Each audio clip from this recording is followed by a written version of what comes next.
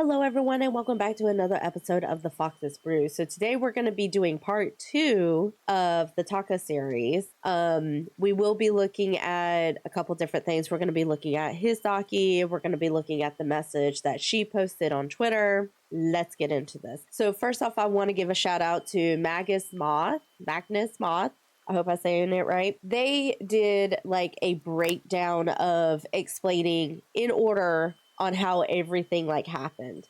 So we're going to take a look at that real quick. So we're going to be starting off with Taka's statement. Just to let y'all know, the person that y'all see right here where it says EJ, that is Mistress Doom. That was the person that he was having a romantic relationship with. Just FYI. So starting off, Taka knew EJ for 9 years. He finally agreed to meet up with EJ. EJ expressed anxiety over being away from home, but never indicated it was depleting. Took 2 times his anxiety medication and was out of sorts. Met up with EJ and was shocked at how different they were behaving.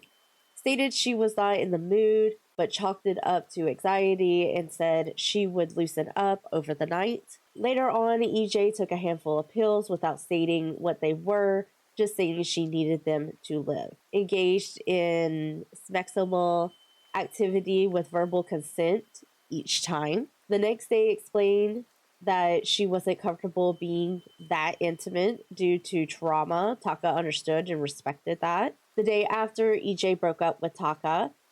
Taka is not as comfortable interacting with them as much because he's still heartbroken and ends up cutting his trip short. A week later, EJ accuses him of sexual assault. Later on, EJ proceeds to tell multiple associates of theirs, alleging that he assaulted her while she was under the influence. Now, yet again, because I feel like I have to explain this, allegating, it's basically rumors without proof. There's no proof to back it up. Let's see. EJ also allegated that he pursued her into intercourse despite her stating she only wanted to be friends. Has been working with legal representatives to handle the situation. Had his lawyers approved of the document before publishing it. State that EJ has not responded to letters from his legal team for months. Now, see, that, okay, there's a couple different things that could be going here. Maybe she's trying to find a lawyer or something like that. I don't know.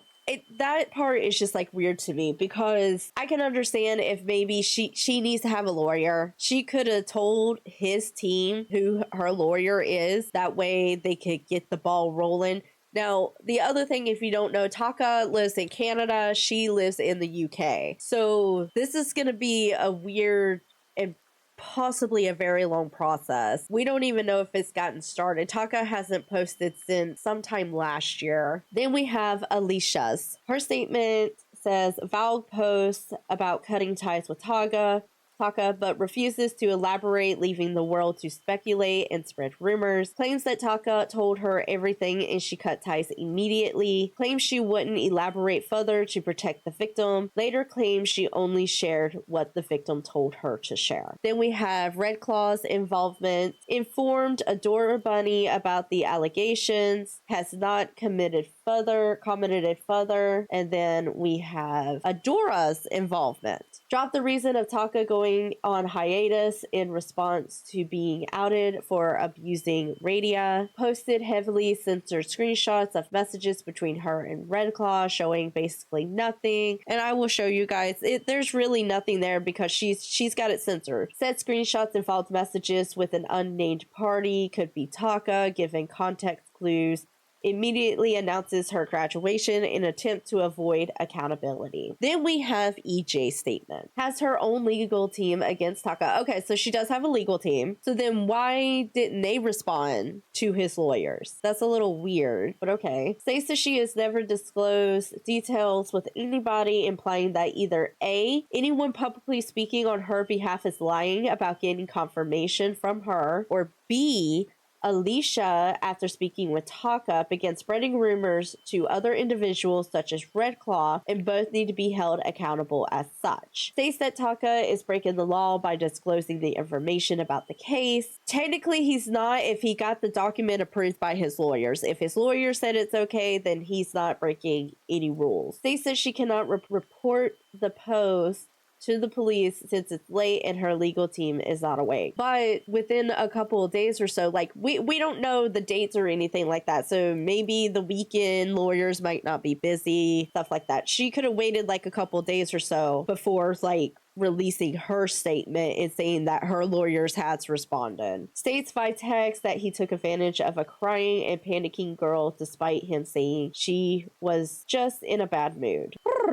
Okay, so let's go back to, let's see, you had Adora Body, Alicia, and Red Claw, and I'm sure there's many others. The thing is, they did not have to make an announcement that they are not going to be streaming with this person anymore. They could have just kept it quiet. Instead, they told people that they found information, and that's the reason why they're not going to be streaming with Taka anymore. That's going to lead people into thinking he's done something really, really super bad. And so, personally, this should have just been kept behind doors until Taka was ready to like drop his document. Again, it was approved by his lawyers before he posted it. All right, so before we get into the docu, we are going to be looking at his Twitter page and reading the responses. So my tumultuous, sorry, I can't pronounce it very well, relationship with Mistress Doom. Emotional abuse, gaslighting, slander, defamation, accusation, drug use, accusations of assault. I know I had originally said I wanted to protect this individual due to concerns for her mental health. However, due to recent events and the fact that she has continued to use other creators to tell her story by Cortez misreputation of the fact, I am now forced to name her. I need to protect myself and those who have been dragged into the situation. And then he has a couple days before, because this was posted on September 9th, and then we have here on September 7th, a couple days before, thank you to those who reached out. I'm aware of the incredibly serious allegation that has circulated privately the last several months. One is simply false. Critical facts have been omitted and or distorted. As such, I have consulted with my lawyers. My legal representatives in the January 2025 contacted the individual who started this, but have yet to receive any response from the individual in question. Therefore, for the sake of my mental health, I hope to move forward and at some point return to streaming and content creation. Thank you to my friends, family, and community for your support. So then we're going to get started on the docu. This has been one of the saddest and most difficult periods of my life. I have been hugely hurt, but by a wonderful person who I have loved for over 9 years. I have been the target of allegations, speculation, ill-informed judgment, and malicious rumor, all of which have been untrue and which, unfortunately, I do have the evidence to disprove. This one special person may have been the source of this, but they carry no blame. Others have been fed jackal light on the scraps they have found, perhaps due. For a while, I was confused and angry. I could not understand how something like this could spring from such a trusting, long-standing relationship. But now I think I understand. Sometimes in life events occur which can rip away the protective layers surrounding their emotions. Sometimes these heal, but often they stay raw and exposed close to the surface of our lives. Sciences may describe this as PTSD, but it is more than that. There's a beauty there too. If you know or love someone like this, you'll know what I mean. Their emotions are right there, so close to the surface. When they open themselves, their hearts, their feelings to you, it's a true act of love. What you experience from them is genuine and pure. It can't be fabricated. It's the truth, emotional truth. But there's more than one kind of truth. There's the truth of feelings, of emotions, of the heart, but there's also the truth of hard facts and mundane reality, and sometimes they clash and collide. These hearts cannot accept the unacceptable, even when the facts demand they should. I have found the difference between untruth and a lie. A lie is a deliberated falsehood cold, deliberate, rational. But an untruth can spring from a deeper place, from a heart that has no place for the reality it's being asked to acknowledge. Instead, it insists on its own truth. For many of us in the VTube world, I think a constructed reality can seem a safer, happier place. And I think this world provides shelter for many whose others lives are raw and valuable reality. I have suffered mental turmoil myself and have found many other relationships here to be more fulfilling, meaningful, and safer than many I have experienced in my outside world. This person that I loved for so many years came into my life before my entry into the VTube world, back when we met in person at a convention, and we built the truth of our relationship together. I thought we knew each other deeply and truly. Okay, so they knew each other before he became a VTuber, but maybe we never really knew the other us living our other lives. But maybe I never really knew the other life she was leading. When finally we came together, there was perhaps a harsh collision of the two worlds, a clash of realities. I had not seen or expected or understood this, and I failed to allow for it. We had worked and planned to arrange a meeting. It was to be joyful, tender, erotic, happy, open, but the reality was different. I think I did not belong in this, her other world. Their openness and the strength of our feelings became simply simple vulnerability. She found no place for me in that world, but nor did she want to hurt or reject the person she had loved all these years. So she allowed a new truth to be shaped, a truth that made sense of her response, her feeling, a truth that did not match the facts of what happened, but was true in her heart. I had now been found by her to be a different kind of person, a person guilty of the kind of insensitivity and even messable abuse that has no place in the world of the 9 years of our previous relationship, love, and shared intimacy. So what I'm getting here is that basically, in a way, she's living two lives, which in a way, VTubers do that. You have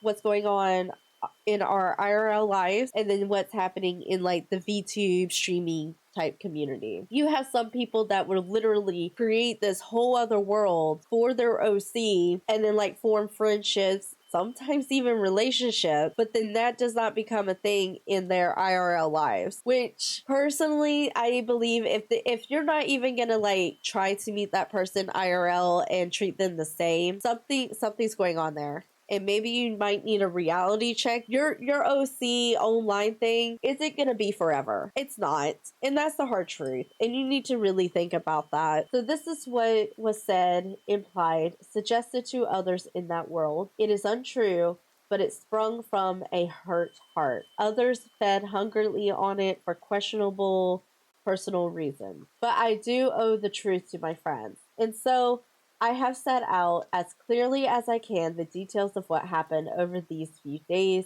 of our meeting. If it reads a little clumsy, I make no apologies. It is based on simple records, communications, notes. I do not want to polish or refine this. I simply want to share the truth, underpinned by evidence, solid, written, and now shared with my professional advisors. So again, just a reminder, he did have this approved by his lawyers first before he did post this. The Clash of Two Worlds. I've known EJ, aka Mistress Doom, DT, for 9 years. I first met her at a convention in Newcastle. We hung out a lot during the weekend and spent a lot of time together, including getting Subway sandwiches at 3 a.m. after drinking, dancing, and playing board games at the convention. During that time, I could tell I was crushing on her, but I didn't share this until later. Later, she told me that she also had feelings for me, but we did not act on these feelings during the trip. After that, we began an online romantic and sexual relationship for a while. We kept in communication, on again, off again for years. It was at mutual friend's wedding in November of 2019 when I saw EJ again in person for the second time. To be honest, I had thought she hated me for communication breaking off, so when I saw she was at the wedding, I was nervous. In fact, when I got there, she was also arriving, so I bit the bullet and said hello and waved at her. We got to talking that day, and I found out that she was also worried that I might hate her because she had stopped communicating with me. Like, granted, I'm gonna tell you, friendship, any type of relationship, sometimes it happens. You know, like for example, and I know I'm kind of throwing myself under the bus. I am that friend. I'm there. I may not talk all the time, and I may forget to message back because I get busy with a lot of things in my IRL life, but I am that friend that is still there. You can message me at any time. I tried to do check-ins when I remembered to do the check-in, so I apologize, but it does happen. Let's see. Worried that I might have hated her because she stopped communicating with me. Okay, so we laughed it off. That weekend, we spent a great deal of time dancing and having a long conversation over several hours on the steps of the manor where the wedding was taking place. At that moment, I knew absolutely that the reality was that I still had feelings for her, but I was dating somebody else, and that is why we did nothing. Respect right there, because there is a lot of guys out there, not saying there's all of them, but there's a good majority of them that when they find out that the other person that they still had feelings for has feelings for them, they'll either hook up or like automatically drop the relationship. So respect. We went to our separate rooms that night, and although I was already in a relationship, I knew now that I had deep feelings for her. Several months after the wedding, I ended my relationship with my partner at the time, pursue a monogamous relationship, which allowed me to interact freely with EJ. During this time, EJ and I talked and engaged in very intimate conversations once again. We discussed how we lusted after each other and how it was hard that we lived so far away from each other. Throughout COVID, our relationship was on again, off again, but our consistent communication did not start again until we entered B2B, which I was already working in before she also had entered it, during which we were talking consistently. From there, our relationship grew stronger than it ever had before, and she started to do work on my channel and my streams, helping out with organizing. EJ proved herself to be extremely talented at organizational structure for my stream. I'm gonna be honest, I struggle with that. I struggle so hard with that. Our relationship grew into an actual romance, and it lasted several years, during which she confessed to me that she was in love with me, and I confessed to her that I felt the same. So far as I felt and believed, we were in a romantic relationship together. Okay, so now we're at the point where he truly believes they are in a relationship. Let's make a note of that. So now, I think this is screenshot. Yeah, so this is going into the screenshots of him, like, showing more of, like, what their conversation is. All right, so prepare yourselves because there's probably going to be some stuff in here. Feel my hands on your hip and booty as I spank you, as I pound you, finally making love to you. Guilty little secret for a week. Both of us knowing what we actually want. It's not long now, huh? What date does your flight get into the UK? Makes note diary. I'm really bad at remembering dates. 16 days. Shit, that's quickly approaching. Soon I'll actually be able to hug you. I'm gonna be a busy bee for the next 2 weeks. I'm happy to be able to load up travel with lots of work though. Same, I gotta script and record some stuff so I can take some videos with me to edit when you're exercising. I'm not a workaholic. I mean, to be fair, I'm gonna be getting plenty of cardio with you. I reckon you'll get a good amount. I'll do my best to keep you exercise. I know it's lame, but I keep thinking what outfits do I want to wear to meet you in at the airport. I want to look cute. You're gonna look cool. Heart, heart, heart. I want to go for cute, like a nice summer dress. What, to be fair, every time I've met you or hung out with you in person, you've been wearing amazing outfits. He's so cute. So cute. I remember how you were dressed at the wedding. I scrub up well. You know I haven't slow danced with anyone since that wedding. I'm glad we got the slow dance. God, I wanted to kiss you. I wasn't planning on dancing. I was so nervous when you asked. I hope it was good for you. I enjoy being close with you. I wanted to be close with you. We're gonna be lying in the bed and you can have your legs up on me and your head in my shoulder/chest and we can still be closer. Such a gooner, just saying. I just hope you enjoy your time with me getting to be close. Trust me, it's important that I do this. I need to be able to spend time with people I care about to truly test my monogamy. This is a big step for me this trip. Just being with you in general is a big step for me. And I'm happy to be able to take it with you. And also just finally have a blow off to 9 years of tension, which will probably accumulate in about 3 minutes of smexy time. I promise all the times after the first time will be good. Like, sorry, not sorry, but like, it's cute and it's funny at the same time. And he's being honest. I'm just happy I get to spend time with you. I never let people this close to me, so it's kind of special for me. I'd rather work than let people have one-on-one time with me. But I really want to give you that chance to be close with you. It's not like pressure, because whatever happens, happens. Like, I wouldn't be mad if after that week you never want to speak or see me again. I'm glad we have the opportunity to explore our connections.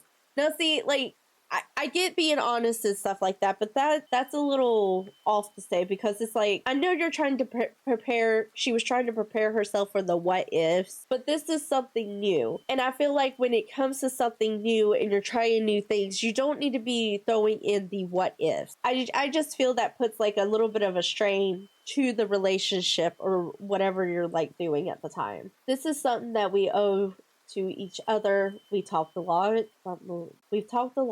and been very close, and even if we just remain friends, you know, I'm just so freaking happy to have you in my life because you're such a genuinely good part of it. I'm not worried that we're going to randomly never talk to each other again or anything like that, haha, but I understand the apprehension you have about stuff. I want to reward that vulnerability by not making you feel like you've made a mistake. I just want to be good to you. See, this is a relationship. He's being totally honest and he's being straightforward with it. He wants to make sure everything's good. And I see it from her side too. Like, she's super excited. She can't wait to be with him. So yeah, this is them. This is like more proof that they are in a relationship. They're super excited and everything like that. It's not apprehension or such. It's just, I have no not expected outcomes and no hard feelings with low things play out if they went the worst way possible. You know, you can be content and appreciate the experience, which is cool. I just know there's gonna be a moment where you're on top of me and I'm just lost in the moment, and I'm just gonna want time to stop to live there. Like, he's such a romantic. He really is. He's a gooner and a romantic at the same time. See, that's really freaking romantic. See, she said it too. Don't be cute. It'll make me want to kiss you. We're gonna be making a lot of love, a lot of making out while freaking. I haven't done something like this before, so it's gonna be interesting to see what we get up to. But you really should get some sleep. It must be hella late for you. Can't really sleep, just a really stressful day. You okay, hun? I'll be okay. I'm heading out to my family's cabin tomorrow and Wednesday, and I'll be home Thursday. I'm just struggling to relax my brain. Happy I'm chatting with you though. That sucks, but at least you can take a few days to refresh. Detach from the internet and just reset. It's good for you. And see, that's the thing. She knows. She knows how stressful, like, VTubing, streaming content creation, it's very stressful. And you do need to take the time to, like, go away and, like, reset your brain and relax. Come back, refresh, so you don't have those burnouts. So you're not, like... You shouldn't see this as, like, a job. Because if you see your dream as a job, then it's not ever going to be what you want. I'm going to read a bunch of comic books and kayak. It sounds like a good couple of days. I want to get a haircut and get my nails done before I see you. I want to look my best. I'm actually going to get my hair trimmed for the first time in 5 years. Oh shit, that's going to be wild for you. Will it hurt? Oh no, it's going to feel awesome. Your hair always feels lighter. after a cut, and it's amazing. I was kidding, haha. Yeah, I have her down. I have my hair. I have hair down to my butt, but I haven't had it cut in a long time, so I'm gonna think of something. You got longer hair than me. Just being with you in general is a big step for me, and I'm happy to be able to take it with you. And also just finally have a blow off to 9 years of tension, which will... Is this repeating? Oh, it is repeating. Is it? Hold up. The last two are repeating itself. So technically the last message that you see is you got longer hair than me. Yeah. So the last two messages are like repeating itself. So now we're back to the Taka. She was one of the few people in the world I spoke to consistently and trusted.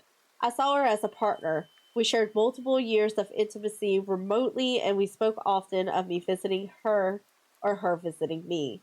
Finally, I bit the bullet and decided to book a ticket, which we saw, he did do that, in April of 2024, to fly to see her at the end of August of 2024, which coincided with the event AEW All In London, to share with her something I really enjoyed. She expressed her excitement that I had actually bit the bullet, bought the tickets, and arranged my visit. She said no one had ever done something like this for her before. We talked about the dates. I would be there and discuss where I would stay in London and what we would get up to. She even stated that she would meet me at the airport, and she was very excited to see me. EJ suggested staying closer to... I feel like I'm gonna mispronounce that. So I'm assuming this is more text messages. Okay, this is about 26 of them. And I'm assuming this is probably part of the other message, so we're gonna start right here. I know, hun, I'm just nervy because I never done this before. I'm both nervous and excited. We get to spend the week with each other. Yeah, that's kind of wild. No prying eyes, just vibing. It's kind of wild. I'm not actually gonna believe it's happening till I see you at the airport. Then it's high chance I cry. Like, I'm gonna be honest. I was so nervous, super excited when Charm came to come meet me. But it's like, it didn't really hit until I saw him get out of his truck. And it was just like, so happy and so nervous. Oh, okay. Knowledge of trip. Okay. Oh, babe. That's why I stress as I am about the tickets in the end. That's just a one-day thing, and the real reason I'm coming out is to spend time with you. We're literally gonna be able to relax in the bed together and just... There's a skip between the messages. Places have like apps or website accounts you can go to in order to grab tickets. Have you checked your account with the website? That's the thing. I think I purchased it without making an account. Oh, see, always make an account because you never know. I have the website I ordered it from, so I can message them sometime later today and talk to the customer service as I have the credit card information that I purchased it. I hope I sort this out. It's just so freaking frustrating, and I really freaking hate that I went through this website. I don't want to get stressed out about it. It's $600 though. 600 is a lot. I'll just see what I can do tomorrow. Regardless, I would trade all that in for another day with you. He's such a romantic. This is like we. I can make out that that's the word we. Okay, so I feel like these messages are in order. I don't know if maybe he skipped around to show some point. Affection and acknowledge of the trip, or knowledge of the trip.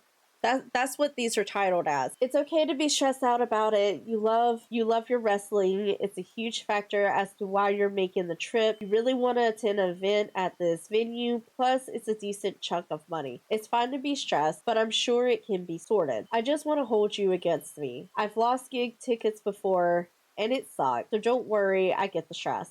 I appreciate your understanding. I'll keep you up to date with it tomorrow. Would prefer to get it sorted before I get there. I don't want to be sitting on phone trying to figure out how to get my tickets when I'm there with you. You know, don't want to risk losing me to unite, yeah? Listen, I'm already well aware that we're going to end up freaking, and I'm going to inside of you.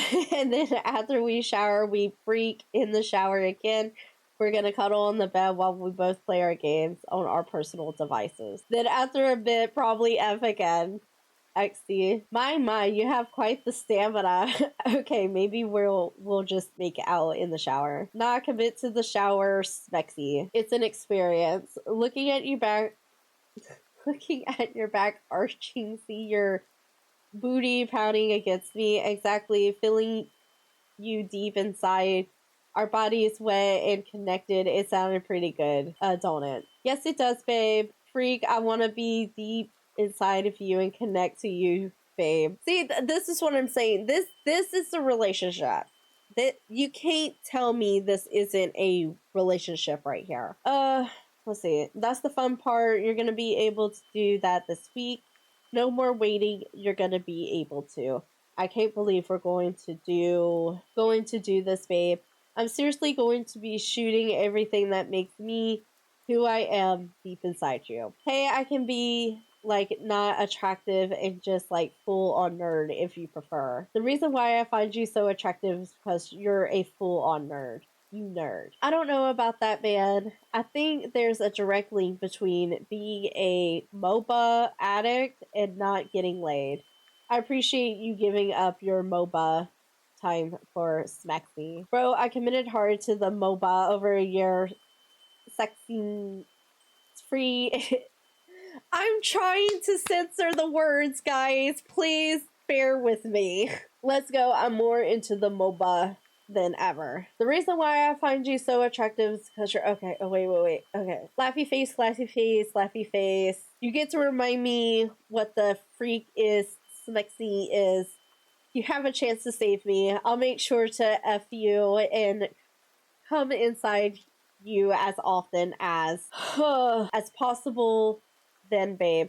I think after a year of no Smexy, I should totally count as a virgin again. Last time you had Smexy was a year ago. Yeah, I actually went for an STD test the other day. Haven't heard back from them, which is a good sign. Over a year ago for sure. I don't know the exact specifics. I will say this, give him credit, he's getting checked. He is getting checked. There's a lot of guys out there that won't. It's like I get to be an incel, but not.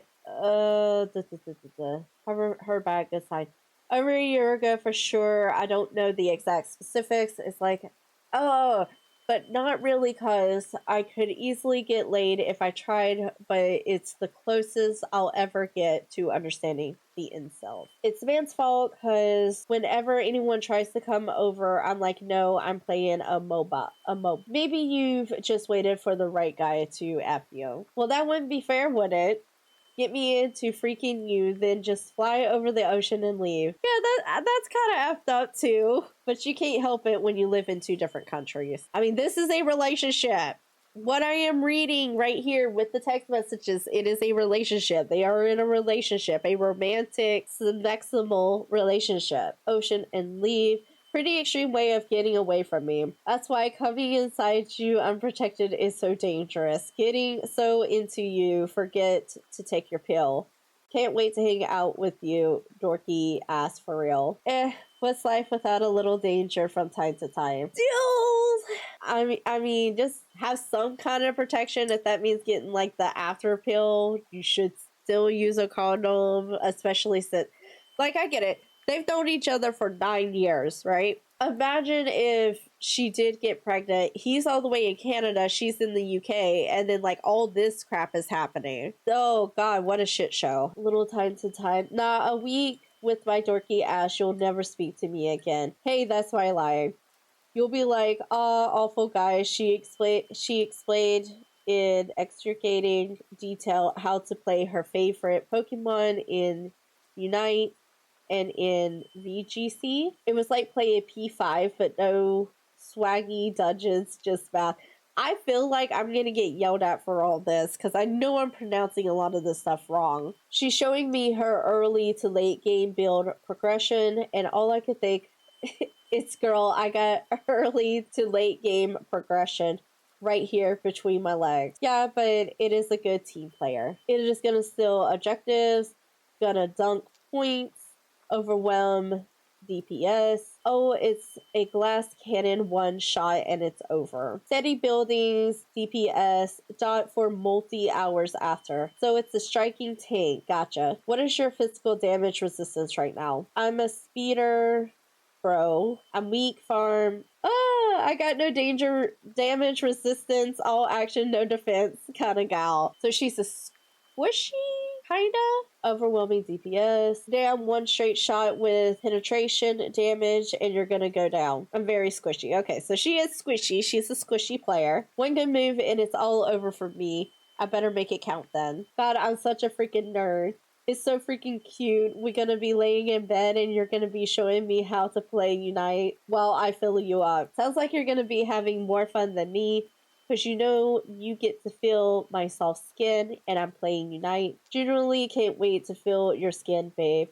I'm pretty soft. It's pretty soft if I do say so myself. I'm gonna be thinking about it as I fade to bed here, babe. Thinking about you. Good night. 2 more sleeps away. Actually, wild. Sleep well. Tickets are figured out. Yippee! Tickets are figured out. Glad to hear it. Dude, I swear my dog is deliberately causing issues. I gotta emergency take him tomorrow for an ear infection. Dude, okay, take an ear infection that he developed since he was seen on Friday. It's so bad. That's 2 different issues in less than 5 days. If you need to come out a day later or anything, babe, please know that I understand. I'll keep you posted on what happens tomorrow. It's gonna be a long night for me. He keeps frankly, I can't say it correctly, making his ear bleed. Ah, freak. I'm so sorry, babe. It's all good. I'll get it sorted. Hope your day goes well. Just know if anything happens or comes up, you can tell me, and we can adjust any plans, accentuating circumstances being what they are. I can guarantee I'll be able to go to the wrestling stuff on Sunday, so don't worry about that. You'll get to see me guaranteed. Like I let you fly all this way to see me and not see me. Or not see you. Okay, babe. But please know I understand, because your pet isn't well, that you may need a day or two. I'll let you know how he's doing tomorrow. I'm gonna phone first thing. I would take him to the emergency vets, but they charge €300. I think that's what it is. Just to be seen, no meds, nothing. It's gonna cost like 60 if I wait it out and see his main vet. And then she sends a picture of her dog. Doggo has 2 different ear infections plus allergies messing with his ears and paws. The meds should help. So I should be able to come to London Friday afternoon/evening if that's okay. No worries. I'll figure out a way from the airport to the hotel. I'll look a local transport option. Taxi from the taxi rank or the underground tubes. There's a pretty useful app for London Underground you can get. I'll ask around when I get there. Not gonna stress too much. Like, I get it. Your doggo is important to you, but he is someone coming to a country that he doesn't really know a lot about. I mean, he could have visited at any other time, but I don't know for sure, you know? Like, I would be nervous as fuck if I ended up going to another country and didn't know, you know, what I was doing, who I needed to talk to, all that stuff.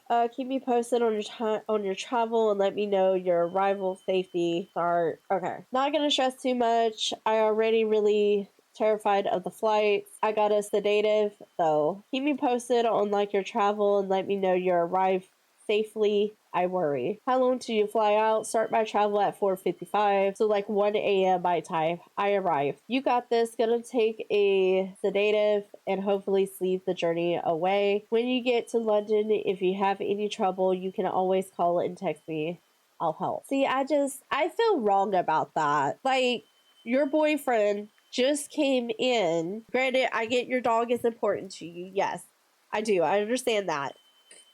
But your boy just flew in from another country, doesn't know where he's going, doesn't know the area, anything like that. I feel like, now, I don't know what the situation is for her, like if she has a vehicle, stuff like that. But she could have asked someone else to like watch her dog for a little bit while she goes and gets him. If plans change on your end, please just keep me informed. If you want to come out late Thursday night instead, will do. Here's hoping the drop soothed down his ears. By the way, what's your return flight details? Cool, so I could go to the airport with you and see you off. Had to double check I wasn't gonna get stranded in London. What's the hotel you're at again? See how late a train I could get to see if I could get there tomorrow evening. Thanking you. See you there either Thursday or Friday. I appreciate you trying to make Thursday work. Doing my best. It's the least I could do when you've flown all that way to see little old me. It's only 20 hours of transit. 20 hours on a flight? Like, I already get nervous about, like, being on plane. Like, first time I flew, the gate kept changing. I was nervous I was gonna miss it. Then the takeoff was shaky. I didn't know what to expect. I don't like flying. I really don't care to fly. Damn, dude, that's commitment. It's almost like you like me or something. Just though we all know it's for the wrestling, really. Also got a bunch of running around done and booked an appointment with the doctor to try and get my sedative for the flight. Fingers crossed they help you out. I wish the flight wasn't so long for you. Honestly, I'm more nervous about the flight from my city down to Vancouver. It's a shorter flight. Big planes don't really scare me. It's small ones that do. That's fair. I promise I'll be worth the trip. I believe you. Long time in coming. I'm just happy I get to spend time with you. I never let people like this close to me. It's kind of special for me. I'd rather work than let people have one-on-one time with me. But I really want to give you that chance to be close. It's not like pressure, because what... Oh, wait, we've read this before. Yeah, these aren't all lighting up again, but we've read that part before. Okay. A few days before the trip, she told me she had a medical issue with one of her animals. She might not be able to come out. The originally intended plans might change, but in her last correspondence, she stated that she was planning to come out the night I arrived, which eased my personal anxiety, as I would be alone otherwise. She expressed apprehension that being in London away from her home, but nothing she said would clear the extent to which this would be an issue for her.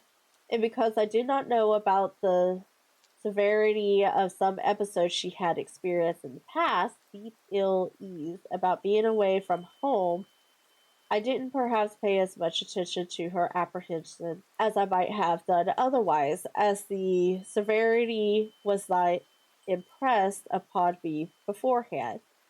She would only be an hour away from her home, but every communication we shared leading up to my departure was warm and positive from both sides. Yeah. From reading the text messages and stuff like that, you can tell they're in a relationship, they're happy, they're super excited about seeing each other. Yes, it sucks that her dog ended up getting like a 2-year infection and dealing with allergies. And I get the nervousness. I really do. It's still kind of messed up that you let your boyfriend fly in and you weren't there to get him at the airport, and then he had to figure out a way to get to his hotel. Our correspondence was very personal and intimate, and she told me she had mental health issues which she had battled throughout her life. However, when she talked about her mental health issues, she never indicated how severe they were.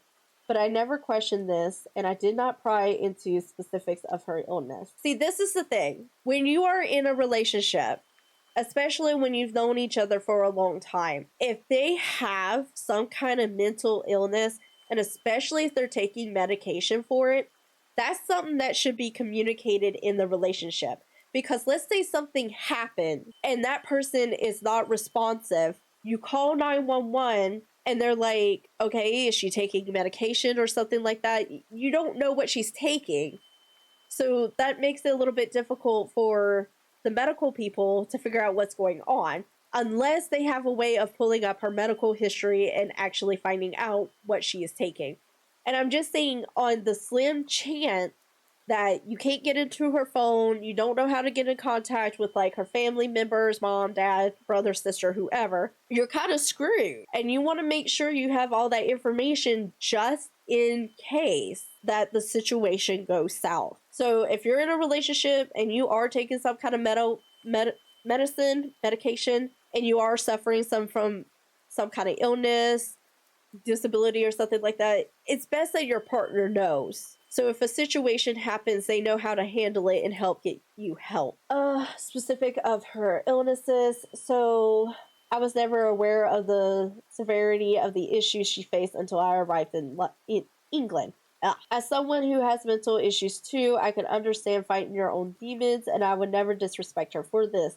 In fact, I too have PTSD regarding flying. I told her repeatedly that I was concerned about the travel in flight. Now that adds more because she knew he had issues flying, that he didn't really like flying, but he was really willing to risk it. Well, I don't want to say risk it, but to do it so he could be with her, knowing he has this about flying, and you don't meet him at the airport. That's like really disrespectful. She asked if I had medications, sedatives to be specific, and I told her I did. I took Ativan, I think that's how you say it, a new medication to help calm my nerves while flying.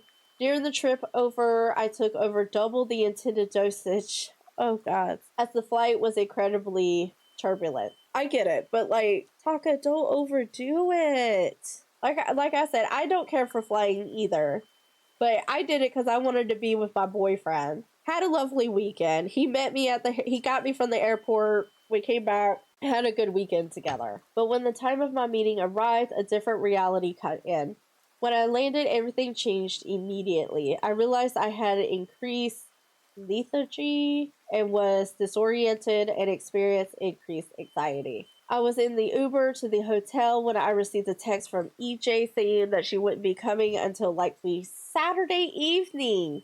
The reason she gave was that her dog had an ear infection. That confused me about this. Wait, what confused me about this is that she had multiple people in her home who could take care of her animals, as she had informed me in the past that these people had done so.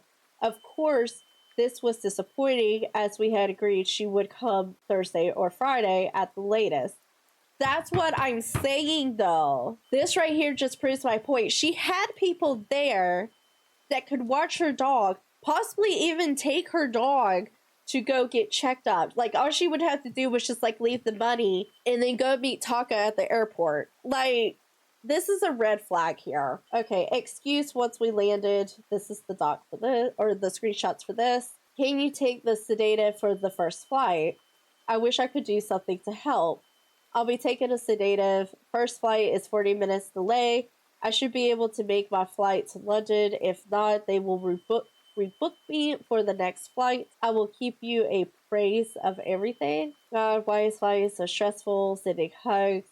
First flight is done. Flight to London is delayed 45 minutes. You got through the hard part. How was it? Happy I took Ativan. Took the edge off. Okay, boarded now. Flying out at 9:15. Check my flight info. I will likely be getting in later than I first was by about 2 hours. Landed. Welcome to ever so sunny UK. Gotta go through border, then baggage claim. Then you'll realize I'm lying and it's not sunny at all. Oh, I saw. Welcome to the UK. Bravo, bravo, bravo. Already getting into the culture fame. Made it through border, no issue. Good job on not smuggling or something. An automated kiosk. Now on getting luggage. I really don't know how this works. I got my luggage and now just grabbing a taxi. I'm here, babe. You did it. Unfortunately, my doggo's ear is still really bad, so I can't leave him. Really bad, so I can't leave him. If it's still bad tomorrow, the earliest I'm going to be able to get to London is Saturday evening. If there's the case, would be down to grab a train to Cambridge Friday, and I can just pay for a hotel for you. That way we can still hang and I can look after Doggo. I'll pay for the train and such. Then we can head back to London together Saturday. In taxi on my way to hotel. I got your message. Sucks your pup is still ill and you have no one to take care of him. I won't lie. I'm not in your transit system. How long would it take to get there? An hour train. I'll pick you up from the station. Unfortunately, I paid for the hotel, so essentially I would have out 400 for nothing. Would I be able to take a train out there and come back? I'm sorry your dog is still ill, and the last thing I would want you to do is get you to abandon your dog, seeing as how you're the only one who can take care of him. You mentioned you'd like me to swing out by your place one of the days I'm here, so maybe that can be tomorrow, depending. As for getting a whole separate hotel, I just don't think that's a good use of money. I still have to head back to Cambridge on Monday as well, regardless, to monitor the air properly. It really sucks my dog got sick, but it requires very thoroughly cleaning only I can do. Is your mother not able to do it? That's the thing. You could show your parents or show somebody how to do it so you can go spend time with your boyfriend that's only here for a certain amount of time, and you're not. It doesn't feel like she was even trying it. It's like, I hate to say this, but this kind of feels like one of those things where, and I don't know, it could change later, but it feels like one of those things where this person is having like this romantic talk, wanting to do stuff with your partner and everything, and it's like when your partner shows up, it's like, hi, how you doing? Now I gotta come up with excuses because I want to spend time with you, but I don't want to spend time with you, type of deal. Like, I don't want to say two-faced, but it's given like two-faced vibes. Sorry if I am coming across rude. It's just I spent 20 hours in transit and generally don't know if I'm going to be seeing you at all for the next couple days. It just sucks. No one in the house can do it, and if we fuck it up, my ear will have to have surgery. So I'm incredibly stressed out by this whole situation. I've been sick all morning, and in my mental health crisis, it's rough, man. Well, just keep me up to date, and the best you can, I guess. I won't lie, I'm really depressed. I'm not going to see you for over half this trip that I made to spend time with you. I'm not trying to guilt trip you here. It's just I don't really know what I'm supposed to do aside from just putting a smile on my face. And I'll be honest, I don't understand why someone in your house can't handle it, but that's me being bitchy. I don't know the full story, so I can't judge. Respect. We don't know the full story. We don't know what's happening behind the scenes. We don't know what's going on in the household. But I just feel like your boyfriend flew over 20 hours, basically 20 hours, and you didn't try to set something up. How hard is it to clean a dog's ear? I would imagine it wouldn't be as difficult. I've had cats, and like cleaning their ears was a pain in the ass because they didn't like the feeling, constantly trying to get away, and the scratching. I would assume cleaning a dog's ear would probably be a little bit easier. If you're just honestly nervous about actually hanging out, I understand, but it really sucks because I powered through a lot of negative stuff to get here. I just spent 20 hours on some of the most bumpy plane flights of my life, and I took a ton of drugs to get through just so I can see you. I offer you a way to see me tomorrow, but you don't want to because of the hotel room. I'm generally not far off ending up in hospital from how stressed from all this I'm getting. I have to look after my dog. I'm trying to give us ways we can see each other, where I can look after my dog and I don't end up in the hospital. But it's got to take a little give here. Why are you the only one who can administer medicine to your dog? You told me that you're probably going to be busy today, and I accepted that, but now it's changed to busy tomorrow as well, and I have to go out to see you if I want to see you. The only time you can come out now is the third day too, but only at 9, and then you have to go back to your place immediately on Monday. That's over 4 days of my trip to see you. Unable to. Understand that you're stressed, but right now I am really depressed and disappointed. I spent a lot of money and time to come out here. Like, honestly, respectfully, I feel like she should help pay some of that back to him. Because who knows how long he, like, put money aside to do this. Just to basically get it thrown up in his face and him not see his girlfriend. Dude, I get that, but my dog is sick. I'm the one trained to care for it. My mental health is at the point I'm going to hurt myself, and I don't want to do that. But I don't know what to do here. I'm sat in a park crying, trying not to end up at the hospital. I told you I have issues spending nights away from my house, and you booked 7 in London when I wish you could have asked if that was cool. Okay, so here's the thing.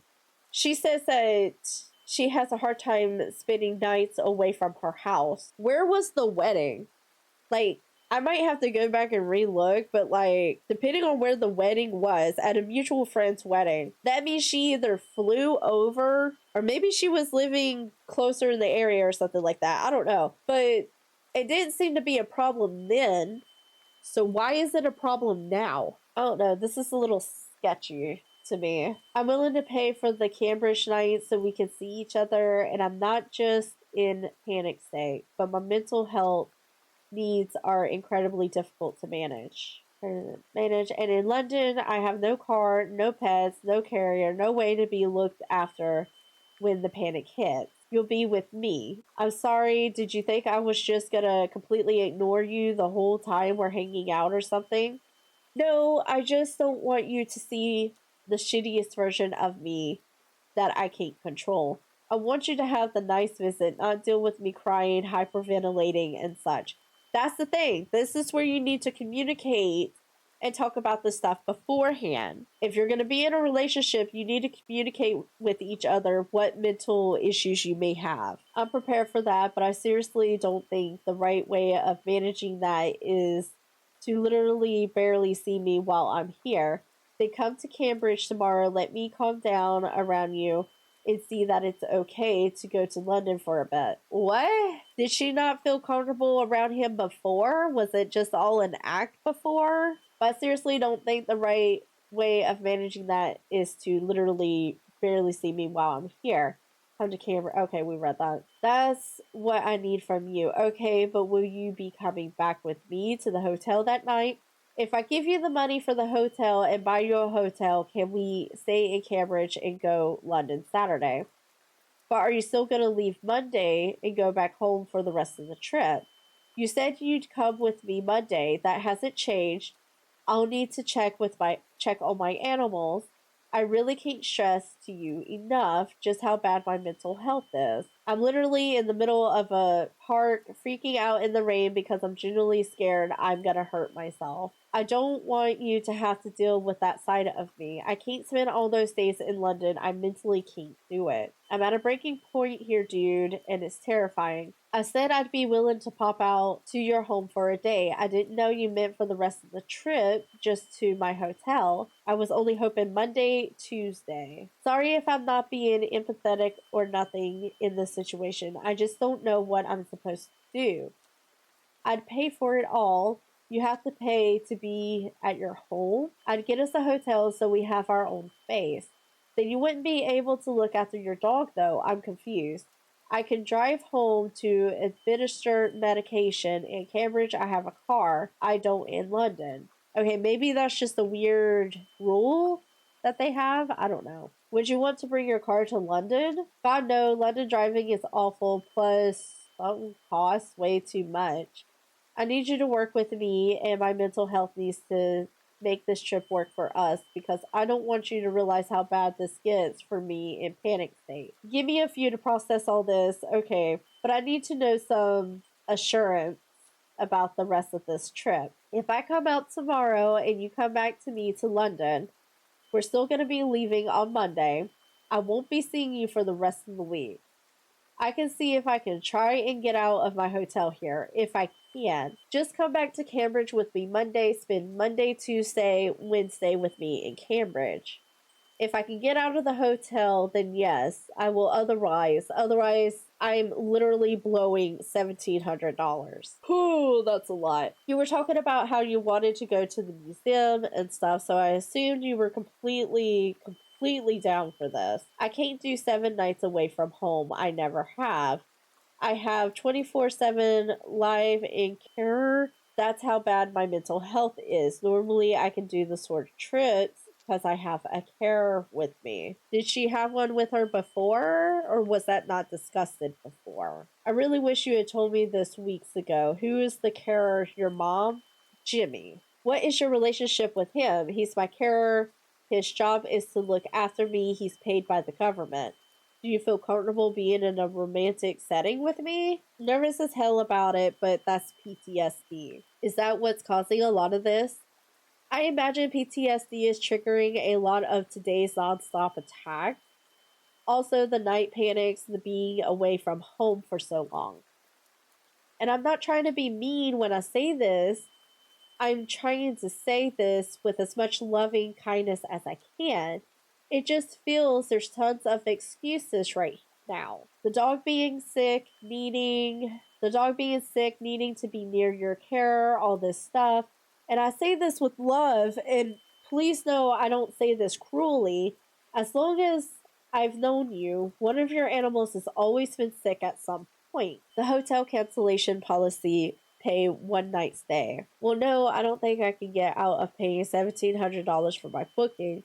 I can try, but I don't know if I can get the money back. Before I left my trip, I really needed you to be more clear with me about your mental limit. I would have fundamentally changed how I book my hotel. I'm not opposed to being in Cambridge. See if you can, and see if we can move the mainstay location to Cambridge. If not, I'll work my butt off and pay back the money. Okay, so she's willing to pay the money back. Good. I mean, that's fair in the relationship. Like, the problem is I came here for the big event near Wembley. I'm sorry if I butchered that.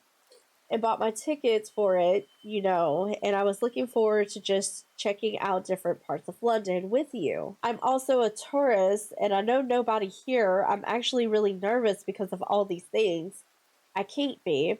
That's not how this works. I booked through hotels.com, not through the hotel itself. I'll pay you back any money you lose, but I'm sorry, I can't do 7 nights in London. I don't feel at any point I was really asked if that was cool. I mean, here's the thing though. Did she think that he was gonna come to London and like she was gonna take a train there every single day or something? Like, how else are you gonna spend time with your boyfriend? Like, what was the original thing before the dog got sick? I genuinely didn't think something like that would be an issue for you, see, as how it's only an hour and a half away. I tried calling. Can you please call back? Question mark, question mark, question mark, question mark. Shit, sorry I was walking back from the park. Taking an Uber to King's Cross Station. You need to get a train from there to Cambridge North. 2 things. If you want to take the train back with me, we could do that, but apparently I also have a free parking space with my hotel room. Let me know when you're on the train and when you hit Cambridge. Don't get off at Cambridge though. It's the stop after called Cambridge North. I'm not at a station yet. It's rush hour right now. Do I need to get a ticket to Cambridge North? Yes. Do you have the Trainline app? No. Wait, I'll buy your ticket and send you the code to scan. Okay, I'm at the station. And then she sends the information. Here's the ticket. You want the 6:40 train, also known as 1839 train to King's Lynn. Okay, though, I'm waiting for the cars to be attached for the Cambridge lane. I have to get on the front ones that have yet to attach. You got this. Welcome to English Train. My phone is at 37%, so I'm going to be keeping it on low while I solve some of the stuff out, but I'll keep it in contact all the same.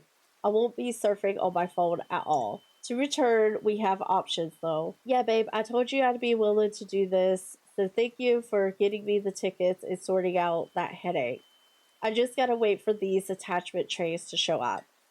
The train app says your train's changed to platform 8. The staff all reported to me the right direction. Pointed. Good job, train staff. I asked someone there I was supposed to go, and she pointed to number 8 already, and she had me go to the front, not get on the actual back, but the ones at the front, because the back train will detach when we get to Cambridge, and the front trains will go to Cambridge North. Oh my god, I'm gonna have to look up how like their train system works. That's a little weird to me. That's so wild. I never had the trains do that. Dude, I feel so freaking trash. I'm drugged up to all shit. Is she taking medication right now? Like taking more medication or something? Wait till you see how tired I look. Have you decided how you want to get back to London? Yeah, we could just grab a train back because driving to London is rough. Can we have food before? Honestly, best shot at food is waiting till we get back to King's Cross. I can pick you up a snack from the shop if you want. Train's moving. How long is the train? Hour and a half? An hour. Can you grab me a snack and a bottle of water? Yeah, what snack do you want? Sandwich or wrap or something? Some kind of sandwich. I don't know what you eat. Anything with salami. Otherwise, surprise me. I had to go with surprise me. What's the app? Train line at Lynchworth. How you enjoy UK train? Smooth. Royston. Next stop is Cambridge, then King Lear. It's a stop after Cambridge called Cambridge North E1. It's called King's Lynn, right? The stop's called Cambridge North, but it's en route to King's Lynn. Oh, okay. Is Cambridge North after Cambridge? Yeah. How far am I now, would you say? When you reach Cambridge, like 5 minutes. Cambridge, gonna be a bit here though as they detach. See you soon. At Cambridge North, okay, you moved yet? I'm here. At Cambridge North, meet you in the lobby. Upstairs, yes. 56, 57. On my way back, so embarrassed. LOL, it's all good. I vibe to music. The fuck did you go? Made to the underground? I'm glad. Thank you for telling me. Nervous. On the tube, almost at King's Cross. But as we continue to talk about this, she kept saying that she was just afraid of coming to London because it was far from her bubble and was asking me to come out instead. She pivoted and stated that she couldn't come out for the full allotment of days that she had agreed to and was pushing hard that I come out to get a hotel in her hometown and visit her instead. I had known EJ and been in love with her for years. I thought bubble nerves were the only issue here. I didn't expect them to be a real problem. At that stage, I had no reason to realize that her fear of being away from home was as severe as in fact it was. I was worried and disappointed. I had just traveled 20 hours from British Columbia. This had been planned and agreed upon for months, but now it was beginning to seem as though she was making excuses, including her animals, as a reason to not hang out with me. After a long text conversation, we called one another and spoke on the phone at length. She said she was simply anxious about leaving her bubble and traveling by herself. She suggested I might book another hotel close to her home. I expressed reluctance in money needlessly being spent. It was only an hour away. We mutually agreed for her to come out that night. I traveled to pick her up to allay any fear of her traveling by herself. She said she appreciated this gesture and she even paid for the train ticket for me to travel out where she was. And this is probably just showing the purchase of the ticket. Nope, here we go. Wait, we already read this. This was part of, yeah, we've read this. This was part of what he was talking about in the other part. I attributed this to her anxiety about traveling. She didn't even smile. This was not the person I knew before, who I had met at the convention or the wedding. This felt like a different reality. See, like, I don't know how big a gap it is between, like, the wedding / convention is to this point. I mean, they stayed in contact. They were often off on, again, relationship and stuff like that. But it seems like stuff got, like, really bad for her during that time. And she didn't talk to him about it. We chatted during the ride back. I thanked her for coming out. At no point during our travel or to the hotel room did she suggest she was apprehensive about intimacy with me. When we got to the hotel room, she said she wasn't in the right headspace yet, but now that the travel was over, she would chill out. She had said that once she traveled, concluded her anxiety would calm down, and that once the travel was over, she would chill out. We went and got snacks at the store around the corner and returned to the hotel room to watch TV together. I did not press her in any way. We sometimes held hands in the bed together. I fell asleep as I was exhausted from having traveled for over 24 hours. At some point, she woke me up with her handful of unknown pills and joked that she had to take these to live, but I did not know what these pills were or why she was taking them, and she did not tell me. That is a red flag right there. Because, like I said before, in a relationship, if you are taking medication or you have mental issues, something like that, you need to let your partner know. That is such a red flag at the fact that she's taking pills, laughing at the fact that it's a joke, but she wasn't gonna tell him what they were.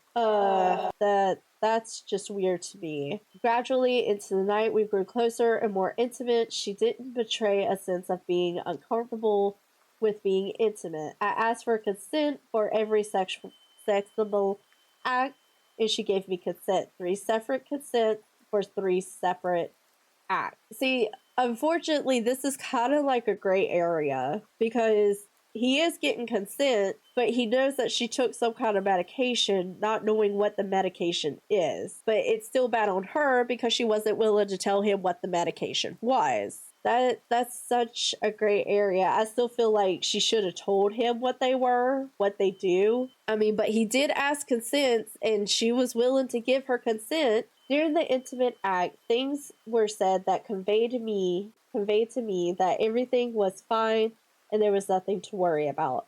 I fell asleep afterwards. I'm not sure when she fell asleep. The following morning, she woke up and said she wanted to go home towards the end of the day and return on a different day because being away from home had been more of a trial than she expected. However, she impressed upon me that she still wanted to go to the British Museum before she left.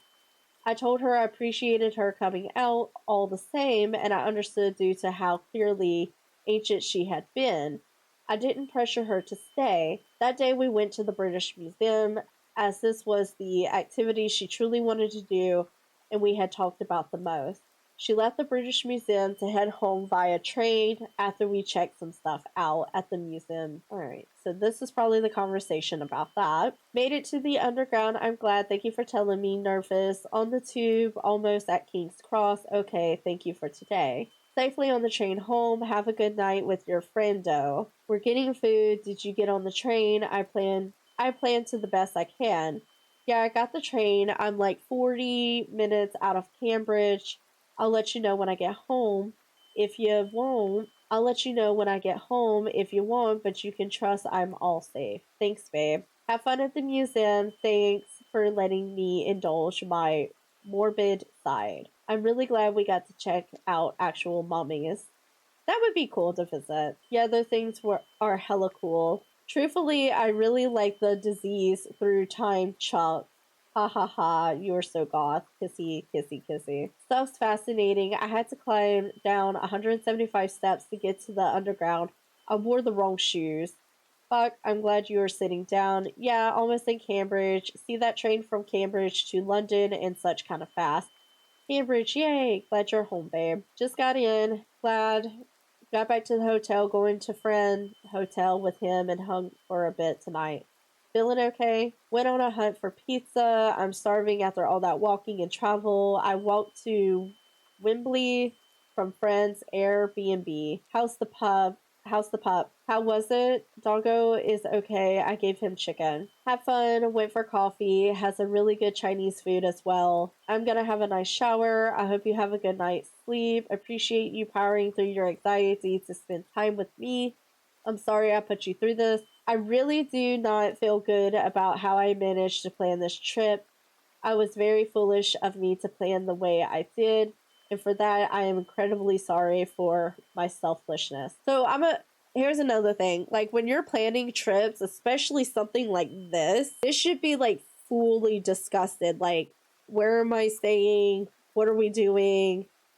Like, all that should have been discussed. He says that it was before, but sometimes you do need to throw it in, like, what if this happens? What if that happens? Just so you do have like a backup plan. Now, I know I also said at some point you shouldn't do the what is, but when it comes to like travel, and especially if it's a lot of money, you should throw in the what is so you have a backup plan for that.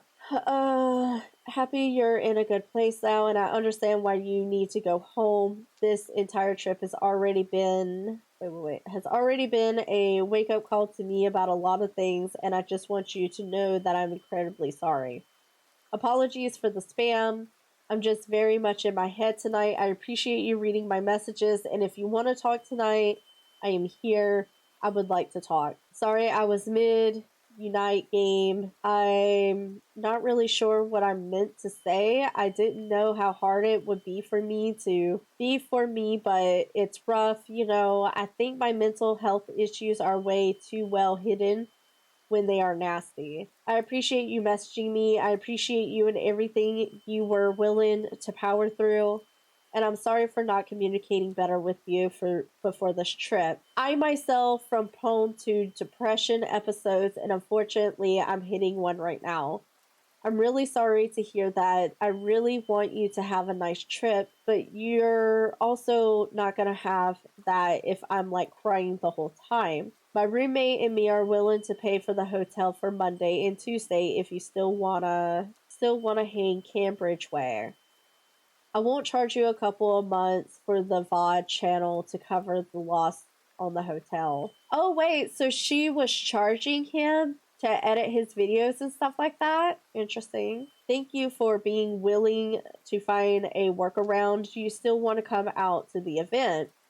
I don't want you to foot the whole bill. This is also on me not communicating with you properly. I'll come back Sunday morning for the event. I think I can manage one night in London for the wrestling show. And then I'll go back with you Monday and stay till my flight. Yeah. You can head to London on Wednesday night if you want. Let me double check when my flight is. I'll head out Wednesday night by train, spend one more night here. My flight is at 2 p.m. in the afternoon on Thursday.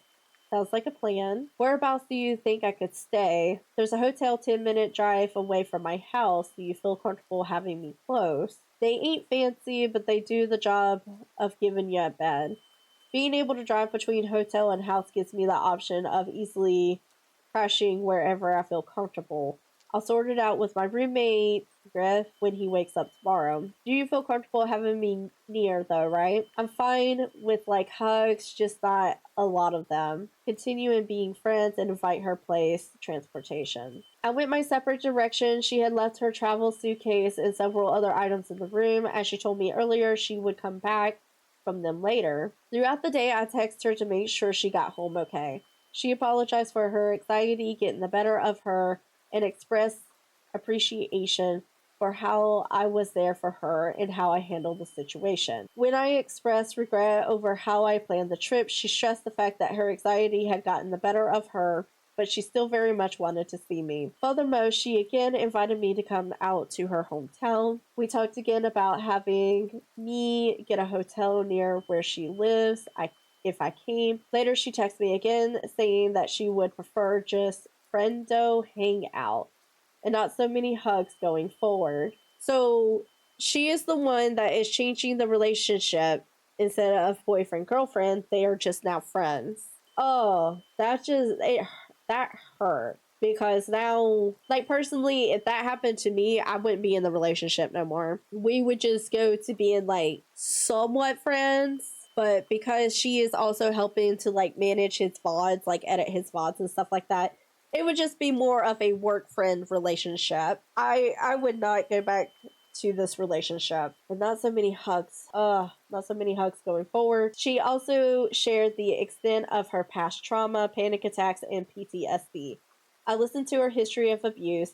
I felt horrible for her as she went into detail, but I understood and worried that I might have pushed her too far to getting her to leave her bubble to visit me. I mean, you do want to respect boundaries and stuff like that. You really do. But I just feel like if they did communicate beforehand, because he said that they communicated beforehand about like what's all gonna happen and stuff like that, then that should have been it. Yes, sometimes plans change due to some issues, but he also stated that she lives at home with other people and those other people could have taken care of her dog. But then she had an issue about leaving her home. It's like one excuse after another. Like, it just feels like she didn't really want to be with him. So, this is titled Being Friends and Invite to Her Place. Now, this is 45 pages. Whereabouts do you think I could stay? There's hotel 10-minute drive away from my house. Do you feel comfortable having me close? They aren't fancy. Okay, we've read that part. I feel freaking awful right now. The last thing I want to do is make you uncomfortable. Can I call you? I'm kind of chilling, gaming with peeps at the moment. Please don't feel awful. Like, I'm not mad or anything. I just think we got a friendo hangout, you know. Friend zoned. I understand I'm having a bit of a mental health crisis right now. I'm talking with my therapist as well. What's up? I know this trip has been rough so far. I don't want this bad on you either. Like, I want you to meet my animals, hang out with my roommates. These are, like, easy ways to be on my really good ground with me. But you're not in a relationship no more. You just turned it into a friends hangout type of deal. That would be so fucking awkward. Now I feel like she's not even thinking about his feelings. That would be so fucking weird. It seems like he's just wanting to try, though. I appreciate you saying that. I just feel awful for miscalculating so much of everything. I don't want to pressure you to do anything. I think what matters is finding the level ground and making the most of the rest of the time. Like, I'm looking forward to showing you Cambridge. I really appreciate you saying that. I can tell you care about me a lot. I know none of it's coming from a bad place. Freaker, thank you for saying that. Really needed to hear that. It's obvious that you care, just didn't know how bad my anxiety problems really were. It's why I'm trying not to overthink everything, but it's really hard right now. I appreciate you talking with me right now, though, because it's helping. I apologize for stressing you out. I'm glad it's helping. I've been replaying between Unite matches, hence slow XP, haha, I figured. You said it's obvious. I have big love for my family and friends and pets, so it means the world to me when people make effort to get to know my like roommate. Because you ain't wrong when they are family to me, so we're gonna take you bowling. We're gonna game. It's gonna be fun. I'm still letting you into a part of my world, so I obviously don't hate you. I'm not mad at you either. I had fun at the museum. It was nice. I'm glad you came with me. I am too. Was super cool to actually see that stuff in person. Never have seen anything like it. Rough start doesn't mean it has to be a fully rough trip, you know? Yeah, but you kind of made it awkward. It's now a friend hangout. You're no longer boyfriend, girlfriend. I look forward to meeting your friends and hanging out. I'm glad they look forward to meeting you. I'm sorry for any disappointment I've caused. I'm not disappointed with you either. Thank you so much for saying EJ. Like, I know it all came with kind intentions. Honestly, it's good it happened in the UK. Imagine if we tried Canada. I'd like actually have died. I was thinking about that last night for a bit, that if you had flown over all the way out here and visit me and had all those things hit you at once, I literally wouldn't forgive myself. See, gotta give him respect because he is acknowledging her issues and he doesn't want to see her like stressed out and all that. He doesn't want to see her be upset and dealing with her issues. Yeah, lol, straight up would have died. It's good to know I learned a decent amount about myself these past few days. I wish it was a lesson that was a bit easier to learn on your end for real. I saw how rough it was for you. I wish I wasn't so effed up, but it is what it is. Thank you for being kind when dealing with it. I think that's the part that's just going to be hard for me to let go of. But I appreciate you talking with me about it like this. Oh, sorry, I didn't say that properly. What I meant is I could tell it was really stressful for you, and I feel bad about that. Fun fact, it gets worse than that. Girl! Okay, then, like, I'm sorry, but I'm gonna say at, like, this point, if you knew your stuff could get worse than what it is, like, even before, like, if you knew your stuff is, like, pretty bad, you should have told Taka instead of, like, him spending all this money to fly out to come see you. Like, I'm just being so for real right here. If you know you have all these issues and there's a chance of it not being good, I would just stay as, like, online friends / like co-workers. Oh my god. It was high up there, but there's a tiny bit further it goes. But that just goes to show how bad my anxiety issues really are. It was shocked to see you too, as you said. It was like an 18+ hour attack, and that's so long. That's why I'm happy you're back home and away from that feeling. And I don't want to do anything that brings it back. That's incredibly embarrassing that I spent an entire night crying at you. But you were very sweet in handling it. You did good. I enjoyed watching a reality show and finding the One Piece characters. God, I was like half asleep. I did what I could. Nah, there are a lot of people who are uber cruel when I get in states like that. I've literally been beaten and strangled cause of it. Oh my gosh. I'm so freaking sorry that happened, which unsurprisingly does not help. Can confirm that's the worst way to handle panic attacks. Yeah, like, I'm glad she's not in a situation like that no more. Whoever did that to her should have caught a charge. Oh my goodness. I want to tell you that having a sense of humor about it is dang incredible, to say the least. Humor is my style. If you don't laugh, you cry, and sometimes you do both. I do understand that. I do believe, like, if you can kind of joke about it, like dark humor about it, you've come to terms that it's happened. You can't really change it. Kind of make it into a joke to make you feel better. I do 100% agree with that. Laughter is the ultimate coping mechanism. How are you doing? I'm feeling much better, babe. Less horrible. Because before we started chatting, I was generally in a panic attack of my own. I'm generally sorry to hear that you were having one of those. They suck, and I wish they weren't a thing any of us had. Luckily, you talked me through it, and my therapist helped out too. Thank you so much for spending time chatting with me today because you have eased so much fear and anxiety I had. Glad I could help. Get some sleep and enjoy tomorrow's show. I'll try my best and I hope you rest well too. Should have left the monkey toy for ya. I'd give them a good hug. They're old as heck. You've taken good care of them because they don't look that way at all. Good afternoon. I hope you have a good day. I'm going to try to go to an event tonight as I didn't really fall asleep until like 6 a.m. last night. But I did get 8 hours of sleep. I think I was fighting off something last night and I seem to have beaten. The weather is bad out here. Ha ha ha. Good news as I might have found us new tickets through a friend for some good seats. Hogging doors for the event are at 3:15. Yes, cool. So I'll try to get into London by like 1:30 so I can swing by the hotel and get changed. I sort of left my outfit in your hotel room. You left a bunch of stuff, haha. I left trading cards. I'll keep you posted on my travels tomorrow. How you feeling? A lot better. Been thinking of what to show you around Cambridge. There's a real tourist part I think you'll love, so I'm gonna take you there, and we're going in the gift shop and get you an uber British souvenir, and it's near a big candy store.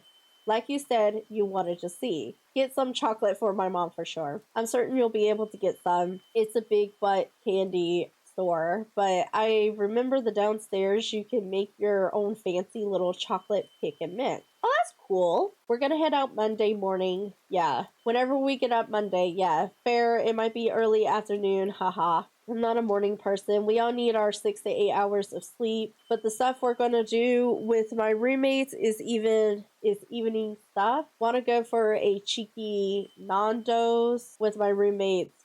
I think I can manage it. Well, the Nando's is right next to the bowling and stuff, which is where we're dragging your butt to. We're gonna get food, go bowling, play in the arcade, and play pool. Think you can handle a classic Doom household hangout? Still, that just seems awkward. I think I should be able to. I'll be honest, I'm still a little bit stressed about everything, but I'm empathetic to your situation and how you feel. We're not that scary. The thing is, I was cool with going out to your place for a day and meeting everybody, but I really did travel out here to spend time with you. Exactly. He spent all that money, the ticket, the hotel, traveling to come spend time with you. And you just want him to spend time with you and your friend. You're spending Tuesday with just me. I'm aware there's plenty of miscommunication about everything but how I plan this trip, and a lot that is on me. Going around the actual Cambridge town and stuff was just gonna be us two. It's only Monday. You're hanging out with my roommate. And please though, I don't think of hanging out with your roommates as a negative thing. I only plan for Monday to be with my roommates. The Tuesday and Wednesday I was gonna do solo stuff with you. Sounds good. And I really do appreciate it. I've been trying to plan around both of our comfort levels. I can tell. I'm pretty good at looking after peeps when I'm not just consistently crying. I appreciate you wanting to show me what you love about where you live. Oh, well then I have to show you the Cambridge cows. Oh, you guys don't have pigeons? The crows ate them? We have pigeons. Did they eat the crows? No, lol, we just have both crows and pigeons. Why do you think we don't have pigeons? It's funnier to imagine Cambridge just having all crows as if it's their territory. You're going to be super disappointed when you see a pigeon then. I'll try my best to be impressed. How's your day going? Took the convertible out for a drive and got really wet. But there's this video game Pokemon ROM hack of all Yu-Gi-Oh creators and I'm in it and I want to find me. Ah, cool. Yeah, kind of wacky to be in a game. I had found an artist that would do us commission sprites we put into the game so the characters are VTubers if we ever do Soul Link. Oh, that's cool. I thought that would be cool if we switched the rifles to the each. Yeah, kind of wacky to be in a game. I found, oh, wait. Thought it would be cool if we switched the rivals to be each other's models as the main trainer to be us, but I don't ever gonna do that instead of, oh, it's a modded game, huh? Yeah, I want to know what role I got in the game. All plans tonight didn't come to fruition or were canceled. I'm not in a good place right now. That sucks. I'm sorry to hear that. I actually asked my friends more directly about hanging out, and he is actually hanging out with his buds, and he invited me, so I'm gonna go. I'm happy this is working out tonight. I was worried I was just not gonna have much to do, but I'm gonna step out of my comfort zone and go hang with my friend and his friend. After a good night's sleep, I'm feeling better. I actually got 8 hours. Ha ha ha. I hope you have fun. Thanks, babe. When I go out, Cambridge, can I use your laundry?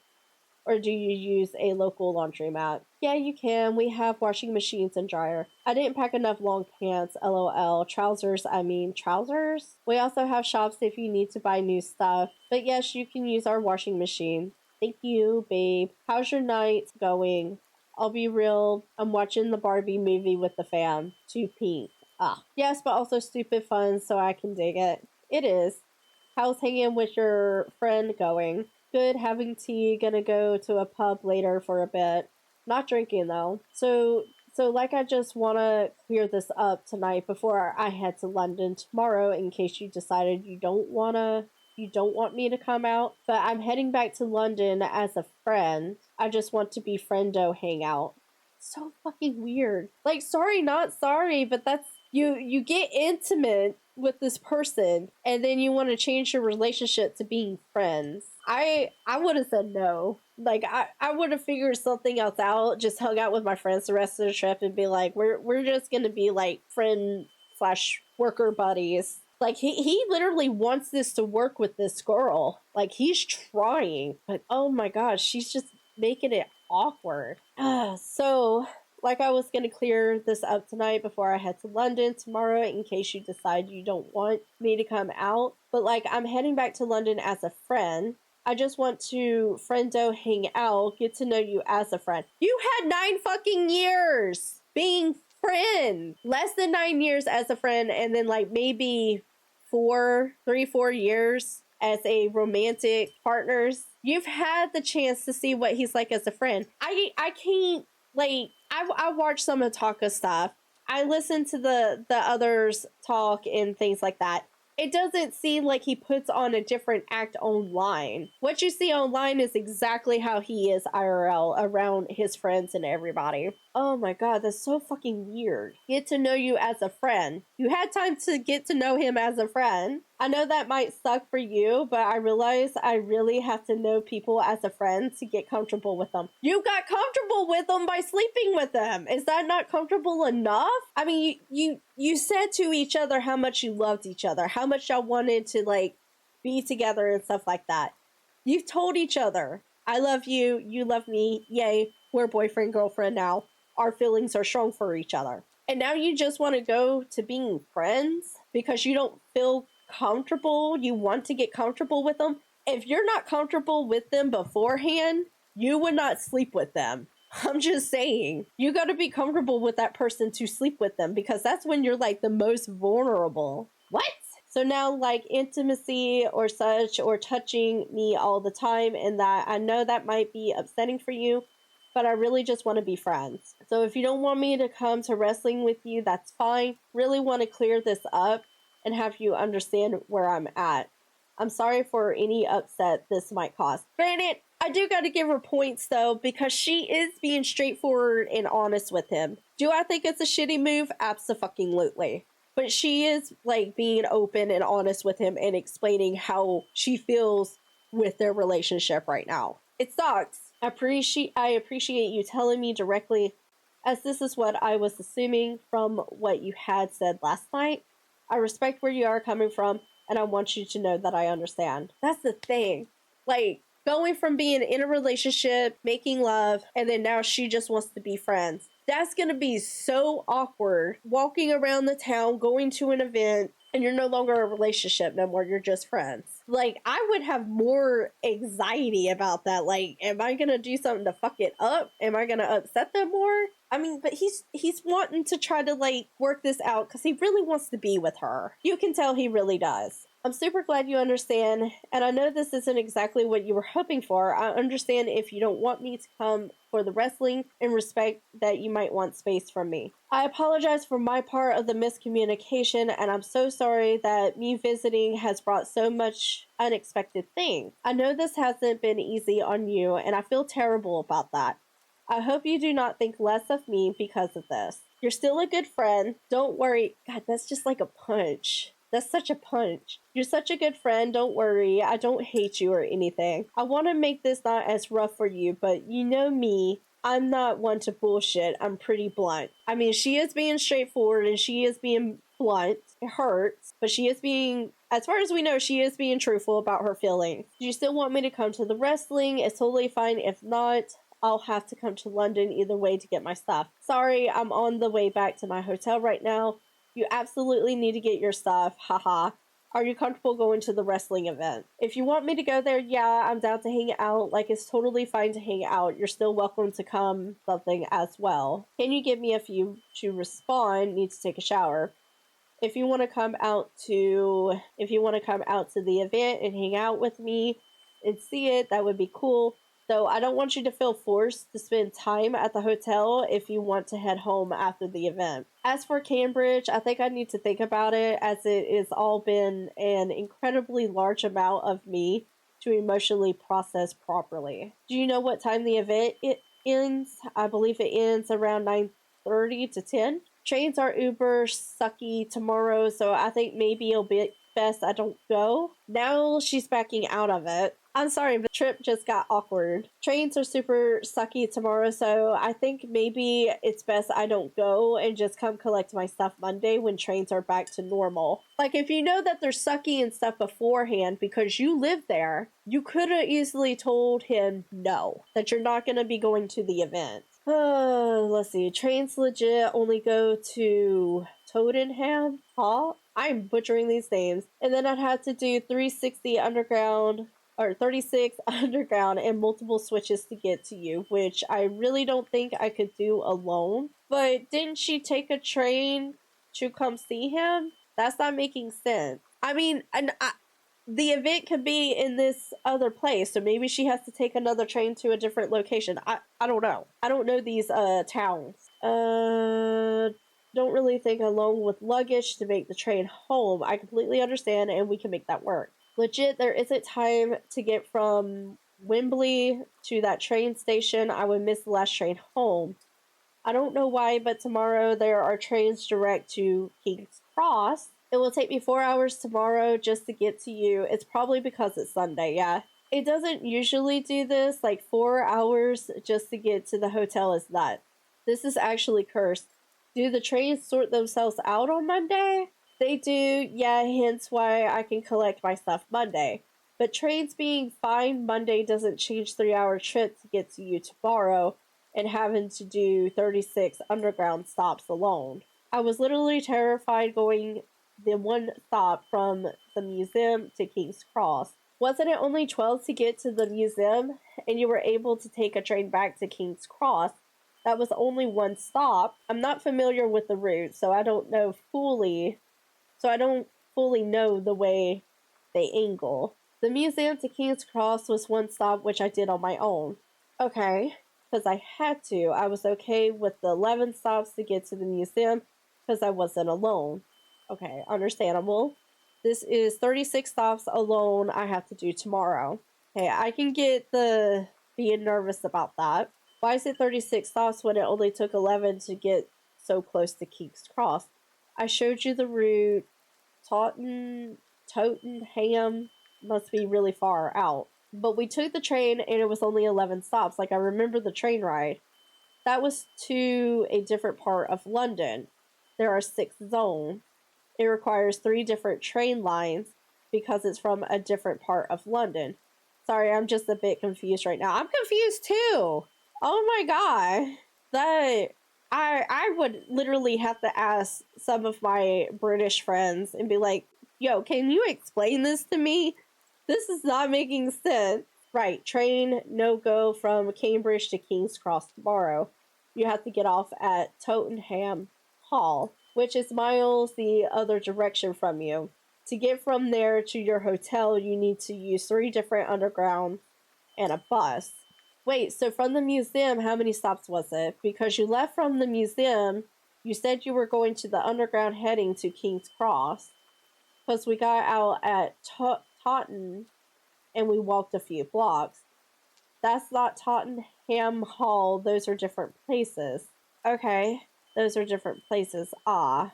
There are a bunch of underground routes across the whole of London. The museum from your hotel was 11 stops on one of those routes.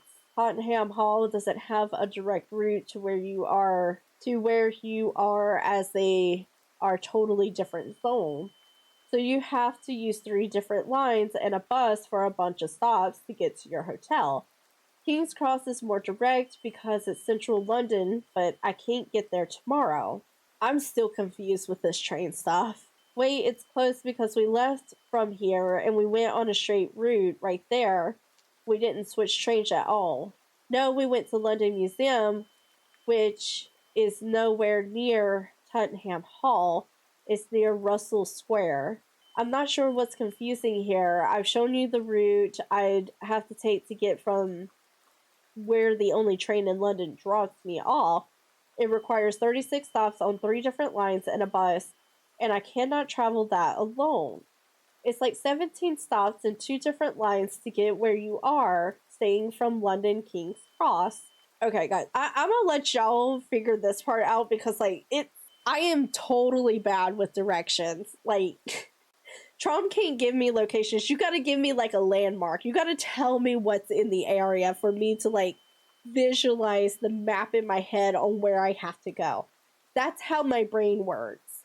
I'm like, before we had our phones with like the GPS and showing the maps and stuff, my mama used to carry a big book that was a map of the US showing all the different like hidden roads and stuff like that. That's how the mapping stuff is like visualized in my head. But instead of like road names, it's like building names. So like if it's a Walmart, if it's like a gas station, those are the only things that like shows up on the map in my head.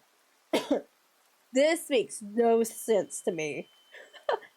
If we're being honest here, this makes no freaking sense to me. It's like 17 stops and 2 different lines to get where you are staying from London King's Cross.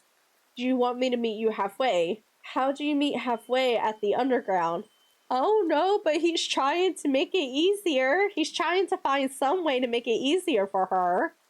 Like the only other place in London I can get to is Liverpool Street. But bringing out to King's Cross work, Liverpool Street is better, but the issue still stands. I can't get home. Liverpool Street is 17 stops, but it's all one line. So it's better. As I said, would it be better for me to just bring your bag to the train station and you just skip the underground entirely? What, like, go to Liverpool Street, get off, meet you, grab my bag, go back to the train? Because if I'm just coming back for my bag, it's easier to just do it Monday when trains aren't wacky. Yeah, because she did say that she didn't want to go to the wrestling again. Like the train to London from Cambridge, the station I took to go out to Cambridge the first day. I'm saying I can bring your bag out to there, not Liverpool. Sorry for the confusion. I've been talking about Monday. Oh, okay. Okay, so he was talking about doing that Monday to make it a little bit easier for her since she's not coming out to the wrestling match. What then, hang in Cambridge with us? I thought we've been talking about Monday the whole time. Oh, I thought we were talking so I couldn't still come to the wrestling. But I thought she said she couldn't come to the wrestling. The trains are non-issues on Monday. LOL, the trains are non-issue on Monday, but you said you didn't want to come to Cambridge. Sorry, I'm super confused right now. I'm confused too! I'm so confused! Okay, so what I was trying to sort out was me being able to still go to wrestling with you, get back to Cambridge that night, since you said you didn't want to head to Cambridge. Okay. And then he sends a screenshot and he's like, you have to forgive me. My assumption was after you said this, you didn't want to come out on Sunday. Okay, so she does want to come out for the wrestling. They're just trying to figure it out, but he got confused because he thought they were talking about Monday. That's my understanding now. Just didn't want to come out Sunday. By tomorrow, I thought you meant today because we started the conversation at around 12:30. I understand all the confusion. I'm so confused. I was so confused. I entirely understand why. You shouldn't have to travel all the way to Cambridge to bring me my stuff. I wasn't suggesting, I was suggesting me going to the train station from Cambridge so you avoid the underground entirely. On Monday, because you mentioned you didn't want to deal with the trains, I just want to confirm that you don't want to come out for the wrestling event, correct? Wrestling event being on Sunday. Clarify for me you aren't coming to Cambridge Monday if I was with you and heading back, right? Like I can get to London, Liverpool Street, and then Hanger Lane, from there to go to the wrestling event, but I get stuck in London is the issue. Well, girl, if you didn't make things awkward, you could have just stayed with him that night and made it so much easier. Oh my god. London is the issue. My only option back Sunday is to get a hour and a half long €150 Uber. What time is the last train? Apologies if you've already answered this. 22:25. So not enough time to get from Wembley to the train station and on the train. Would you be comfortable just attending half the show and then leaving early so you can catch the last train?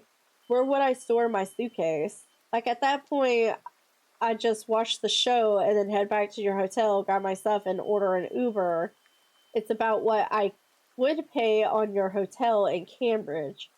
But I sort of need to sort this out relatively soon because I'd have to get an early train to get to you with enough time to get ready. Would you feel comfortable doing that? Do you want me at the wrestling show? Only want to go to it and hang out. I know how much traveling and closeness outside of your home stresses you out, so I don't feel comfortable asking now. You'd come back with me to the hotel and see me off in the Uber. Yeah. That's kind of like what I'm understanding now. The next day, she sent an ambiguous breakup message, expanding upon her text from the previous day. This was a shock to me, and I was heartbroken to my core. However, I felt the romantic split was amicable and was hopeful that our long-standing friendship was still strong. Despite being roughly devastated, I told her I understood and respect where she was coming from. She appreciated this and told me she still wanted me to come visit her at her hometown during my trip. That's still fucking weird. You break up with the man, but you're still inviting him to come hang out. He is heartbroken. I don't understand this girl's train of thought one bit. Alright, let's see what these messages say. There's like 22. Alright, how's your night going? I'll be real, I'm watching the Barbie. Wait, we've already read this. Apologies, miscommunicating. Do you still want me to come to the wrestling? Okay, this is her like resending everything. Hold up. This is where we got confused with the train stuff. Okay. Wait, it's closed because we left from here and we went on a straight route. No, we went to London Museum, which is on... Okay, so they're still talking about the train stuff.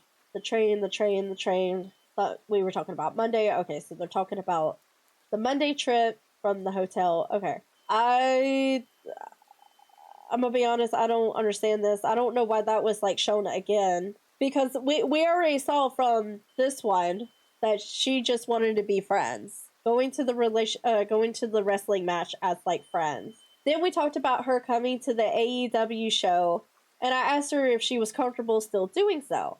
She went back and forth, and she said that she was worried about getting home in time. I had already said I did not in any way expect her to stay the night, as being away from home would be causing undue stress.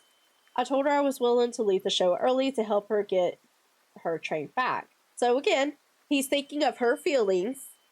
He's wanting to make sure that she gets home safe and that she's not stressed out and stuff like that. Even though now they are just friends, he is still concerned for her. Home, I admit the whole time that I did not want her to do anything she wasn't uncomfortable with, and I did not want her to feel obligated as her anxiety was now clearly depleting. The next day, in the early afternoon, she arrived at the hotel with one of her roommates slash carers. I was happy with this because it helped her anxiety. We decided that she would pack up her stuff and we would leave it with the front desk and she could grab it on the way out later in the evening. We all went out to the wrestling event, but when we got to the stadium, there was a fair crowd of people and I could tell she was starting to get really, really nervous. Like, I'm gonna be honest with you, I don't like big crowds either. I don't like big groups. I can't even get in VR chat and go to like a public world without getting like very nervous and my anxiety. Like, I got really nervous when I got like found out on VR chat with this one person. They're like, your voice sounds familiar, and I'm like, yeah, I do TikToks. It's like, oh, you're Isla. Yeah, that's what my name says. And they just started talking to me, and I'm like, I'm so fucking weird right now. I don't know how to respond. Like, I totally get it. The anxiety, being nervous, being around a lot of people you don't know. So I asked her if she honestly felt comfortable going to the show at all. Just as I had asked her many times before leading up to this, she replied that there were too many people and she needed to go home. I was naturally disappointed, but did not take it personally as her anxiety was clearly overwhelming. I get it. I do. Her anxiety is like overwhelming and stuff like that, but it almost feels like a slap to his face. Let's just keep reading for right now, but I just feel like that's the slap to his face. That's one of the other things that he really, really wanted to do. Naturally disappointed, take it personally as her anxiety was clearly overwhelming. So she left with her friend who would wait nearby till she wanted to head home. So she would have someone to travel with. I saw the show alone. Okay. So, attending the event. Are we back to the train stuff?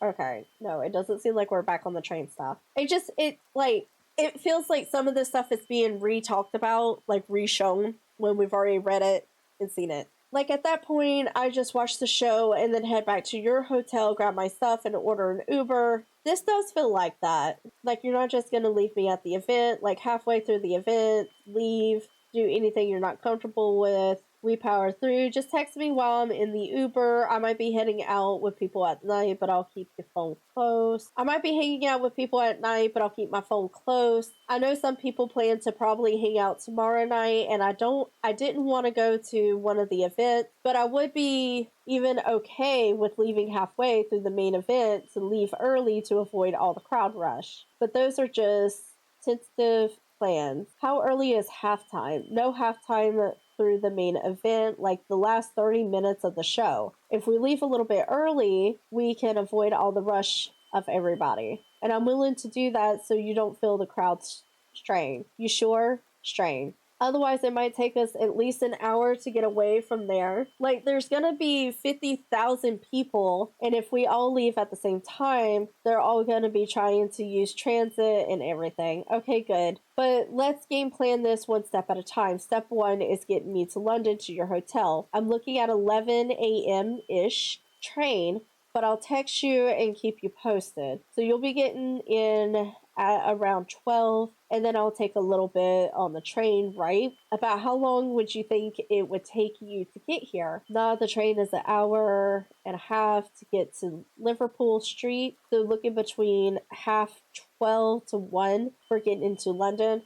Then I gotta do 17 stops on the underground, so I'm not sure getting to you till like 2. Can you meet me at the Hanger Lane underground station? I really hate walking that subway. I can come down there, no problem, meet you at the little circle with the kiosks, right?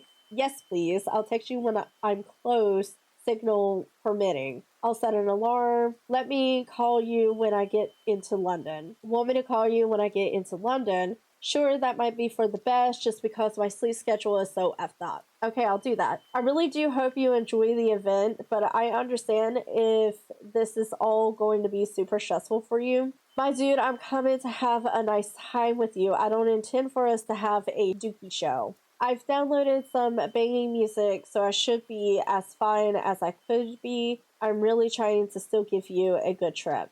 Okay, I appreciate you being willing to push through the anxiety, but I don't want you to put yourself out. I'm willing to do this for you. I do still care about you. I hope you maybe feel up to popping by Cambridge by one day, even if it's just to hanging out. No pressure though, my dude. Options always open and it's easy train ride away. That's such a punch. Like, if you start with other names like my guy, my dude, and it's not babe or hun or something like that, such a punch in the gut right there. Option always open and it's easy train ride away. I always solely get it. You hate me after this and never want to speak again. This is the thing. She already said in the very beginning she would understand if he didn't want to talk to her after the visit. Like, she already put that there. I wonder if that was like a foreshadow to all this. Like, I'm being so for real right now. I wonder if that was just like a foreshadow. Like, she already knew shit was gonna get weird. Oh my god. I'm not gonna hate you or anything like that. This is just been a lot of process away from my home. I'm happy I get to enjoy my fun event with my friend. You've never been to wrestling before and you're about to watch pretty much a super show for WWE. They have WrestleMania, but it seems for this company, this is their version of WrestleMania. I look forward to it. Did you get better seats? Like you mentioned. The thing is, the person who gave me better seats, the reason why he gave them to me is because his partner seemed to have hurt a pre-existing injury. Aw. So he gave them to me, but now it seems like things might have normalized, so I'm not going to be a dick and possibly give him back his tickets unless he's only coming himself. And that means I won't be able to go to that because then it would split us up, so we would go with the original ticket. Such sucks because it's actually a VIP box with press and food. Oh, that sucks. That sucks so hard. But if he is coming back, I'm giving him his tickets back because it would be rude as fuck. Agreed. To hold on to them after he gave them and something changed. Oh man. Easy come, easy go, so to speak. I know more than he responds in the morning when he wakes up. I mean, dude, that is a good person right there. He got the tickets, but because the guy still might be able to go because things have changed, he's gonna give the tickets back versus being a dick. I don't know too many people that would do that, especially since those tickets were for the VIP box. Oh well, if it's just him going, you could have VIP box booth with press and stuff. So it's solo as long as I know early enough.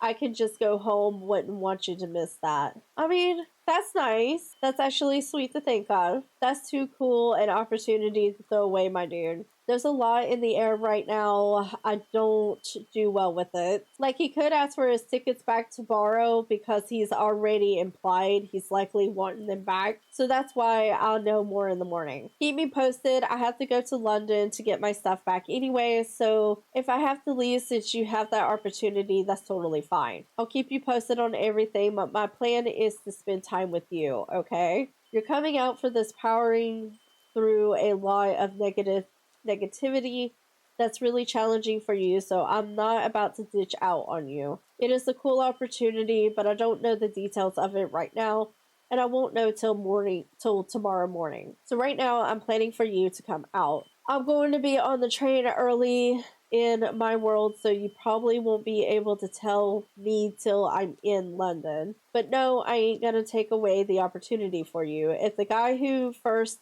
offered me the ticket can't make it, then we'll be able to use them. But if only he comes, I don't want to split us up because the last thing I want to do is leave you alone at some big event like this. So I'm not gonna do that. That's so sweet. Oh, I just won't go to the event at all if he only has one ticket for you.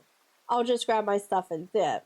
already have tickets for the event that I purchased. Not gonna let you miss that opportunity. It's too cool. You'd love that experience. Like, it's totally fine, honest. You'll know early enough I can just get a train back.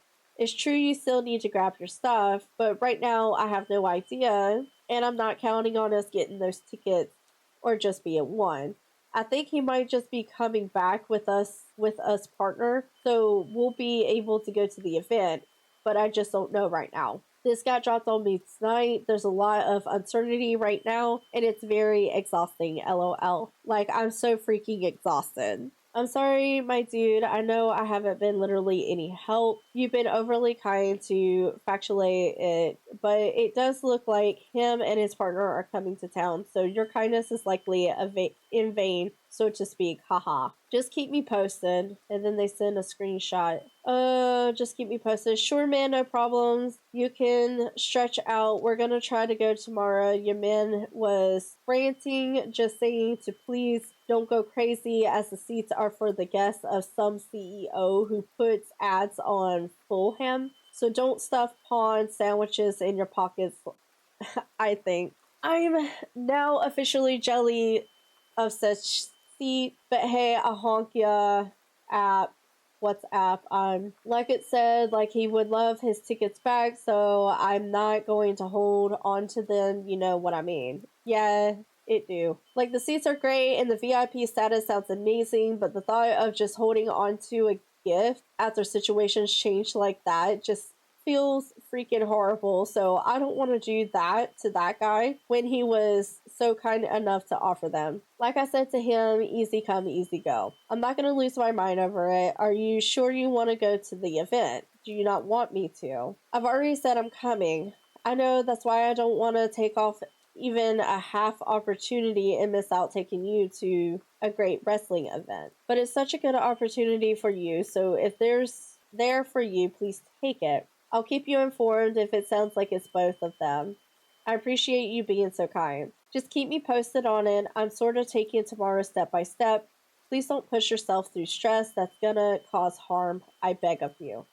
I'm not, don't worry. I think I'll manage. Scared for me, sure, but I'll work through it. I know how much this means to you. We can talk more about the rest of the trip when you get here tomorrow. It's just been a lot for me to process, and I apologize for not being committed to any plans after this event. It's just been a massive shock to my system. You doing okay? Yeah, I'm just pulling into London. Griff didn't want me doing the trip alone, so he came with me and is gonna wait around so I can get home. This is one of your roommates as well, yeah? I can't do trips alone. Yes, Griff is one of my roommates. Griff is the only reason I've been able to get to London. Does he want one of the spare tickets I have for the event? Is the seat with ours? Unfortunately, no. How far away are you, would you say? 40 minutes? Okay, how you feeling? Anxious? The train is cramped and stuffy. What happened with the tickets in the end, by the way? The person who gave me the tickets got different tickets for themselves, so we have the special ticket. Oh, that's cool. I'm asking more details about the area. You're about 20 minutes away, yeah? Like 10, but I can walk to the hotel with Griff, I figured. Are we good to go to your hotel room? I gotta get my stuff and freshen up. Of course. 3:30. All the trains home are canceled cause the track broke. Enjoy your wrestling. I'm going all over to get home. Oh my freaking god, I'm so sorry that has happened. What was your game plan? Just got to my seat. Literally no trains to get back. Line was long. Had to try and get an Uber, but driver canceled. Like, everything that's going bad could go bad, did go bad. Like, I feel bad about it, but then it's like, you wanted to go to the wrestling show with him, but then ended up not going to the wrestling show, so now he's there by himself. Oh my god. Is your mom going to try and come and pick you up, or are you going to try and get another Uber? Is there any way I can help? Waiting on Uber to get us another driver. I hope you enjoy your show, though. Is seats good? Show me the view. Nice, not too shabby. And then she sends a picture of them. Trapped in London selfie. I'm glad he's there to support you for real. I would be in hysterics if I was alone. Crying face. In an Uber, driver is super nice. I'm so glad that got sorted. We en route to traffic though, but looking silent. Glad you are safe. Like 30 minutes from home now. Driver is super nice. Back in Cambridge now. Enjoy your show. Glad you got home safe and sound. Enjoy your show. Maybe see you in my neck of the woods soon. Enjoy the show. How many times are you going to say enjoy the show? Christ. Show was fun. VIP seats were strange. It was non-wrestling fans. Ah ha ha. But the wrestlers went there. Oh. So, like, he got to see the wrestlers. That's cool. For real, you get to meet some wrestlers. Yeah, that's kind of cool that he got to meet some of the wrestlers. Hopefully he met the ones that he really liked. But throughout all, EJ had been inviting me to spend time in her hometown, and she said that she and her roommates were willing to pay for a hotel there. Oh my god. Okay, here we go. I hope you can make it the most of your trip, even if it doesn't involve seeing me. That doesn't mean you can't come to Cambridge. Poop, I'm sorry if that came across that way. Not at all understand what you meant. I appreciate you being willing to communicate with me through all of this, as I know it hasn't been easy for you. I know it has been difficult. I would hate myself if I left you in England with no communication, nothing. That would actually be evil. I would never be that cruel. It would be unfortunate after all of our years knowing each other. That would be very, very effed up. It would be a dick move. I'm not one for dick moves. I might be incredibly blunt IRL, but I'm not a butthole. I'm only uber blunt about fashion. I'm off the beat because I'm exhausted. Sleep well. No, you can call me anytime if you need me. Rest well when you do, and thank you for talking. Stay safe, rest well. If I came out tomorrow, what would we get up to? Like, you mentioned you wanted to show me some places, hang out with your friends. I'll probably head out at the last train, museum, tourist places. Okay. Had the events of our night together been as she let her claim, this enthusiasm to meet each other would have been complete contradiction. But by this point, I wasn't sure I wanted to visit her home, given how much she had pulled back on our plans already. Agreed. I wouldn't have went. I don't know if he did. We'll read a little bit more and see if he did, but personally, if my partner, after one night being together, wanted to be friends and then trying to invite me out, I would have like found a way to like get back home and be like, okay, well, we're done. We're just work partners now. We're not going to be anything else. But by this point, I wasn't sure I wanted to visit her home, given how she had pulled back on our plans already. So I told her I would think about it. So the next day after AEW, all in, I asked her to remind me about the plan for me going to her hometown. She said yet again she would like me to visit, but now since it was past Monday, the plans would need to change. We would not be seeing her friends and animals. Instead, we would visit historical sites there with me one-on-one. So the plans had changed again. Tourists were historic city. What time is the last train usually? I wouldn't recommend getting the last train just in case what happened yesterday to me happens again. So you wouldn't want me to be in your place at all. So sorry. No, I mean, like, don't get the last train, the latest train possible. Sorry, I should have preferenced this. I said better what I said.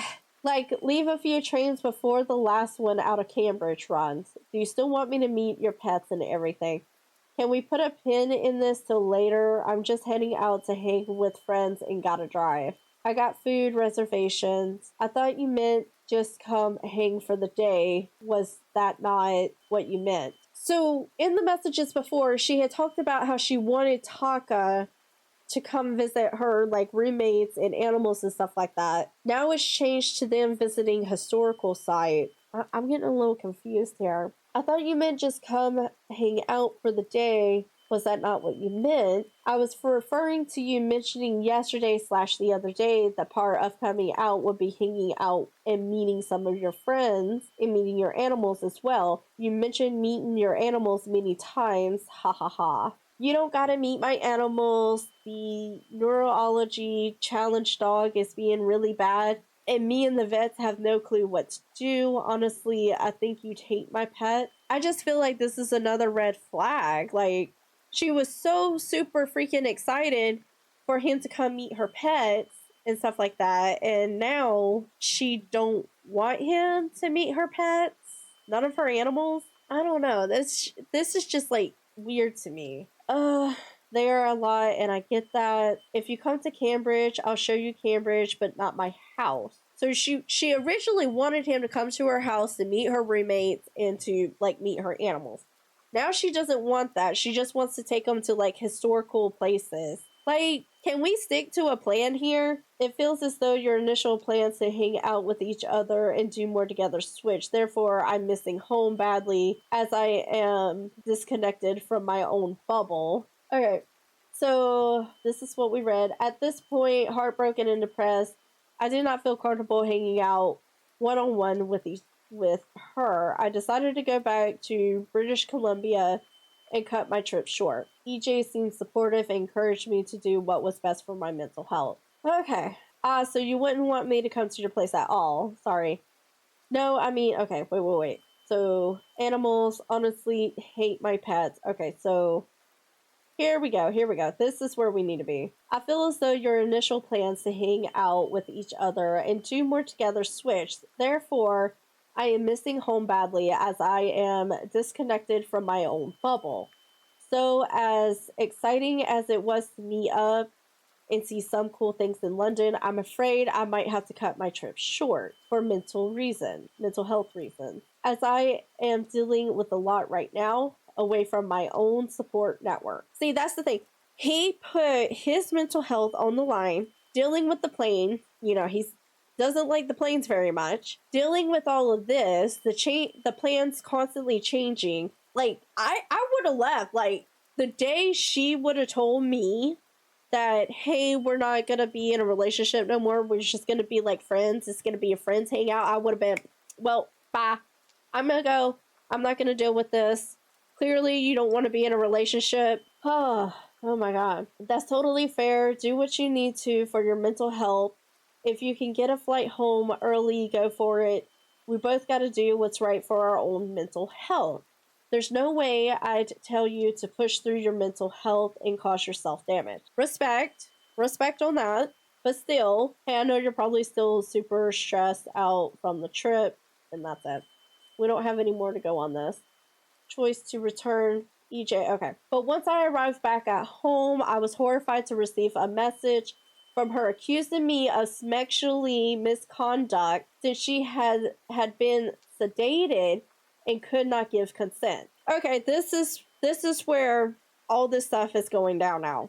That's totally fair. Okay.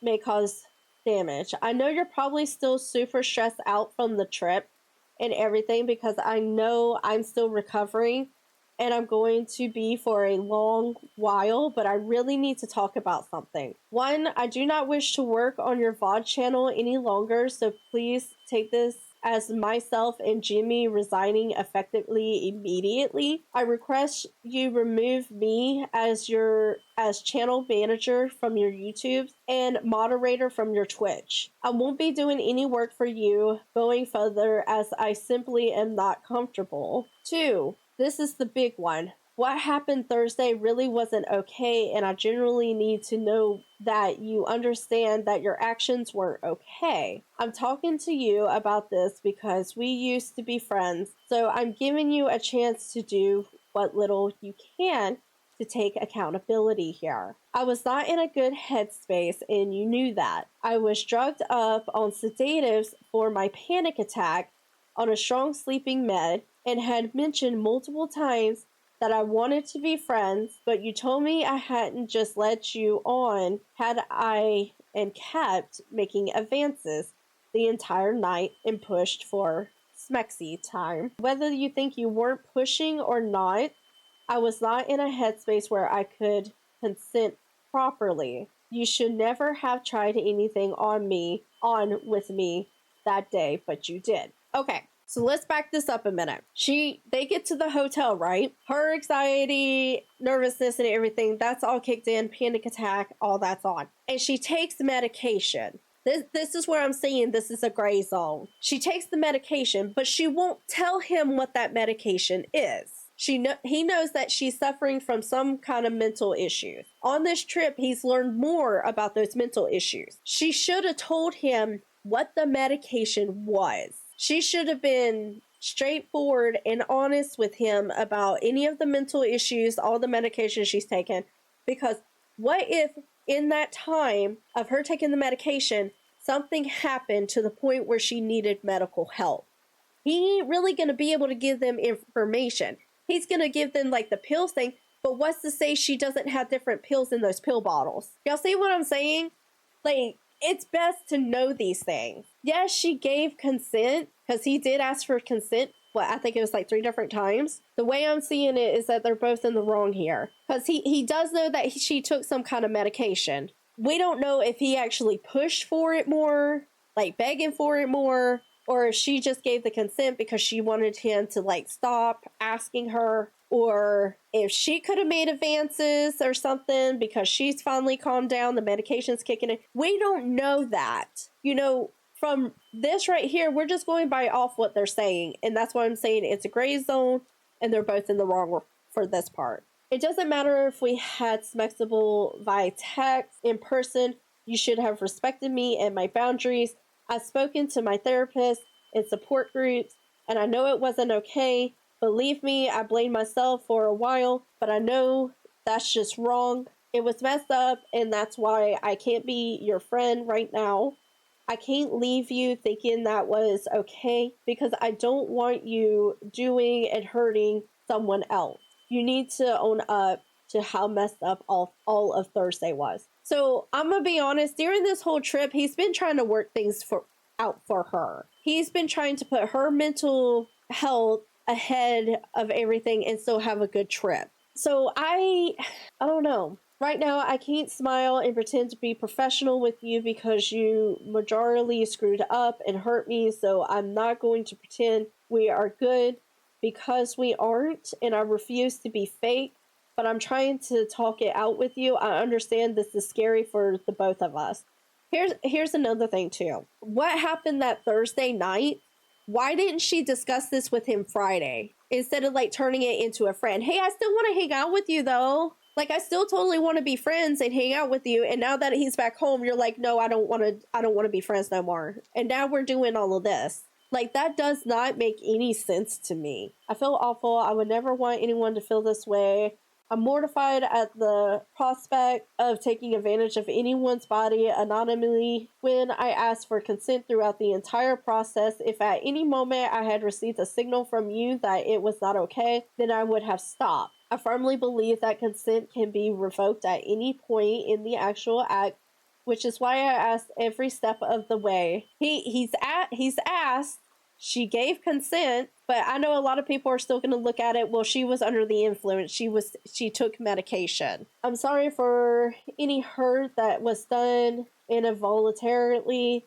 My understand was that Thursday was a complete consensual act between us. Again, I regret and am mortified if I misunderstood this. See, this is confusing because her stuff is not consistent. It's changing. He wanted to make sure they were good, that they were going to be happy and everything like that. Like, he tried to switch the plans up and stuff. She just made the trip difficult. I would never want to cause anyone any pain or distress, especially not, let's see, anyone pain or distress, especially not you, who I held dear to my heart. I just want you to be as well as you can and take care of your needs at this time. It was never my intention to cause you any pain.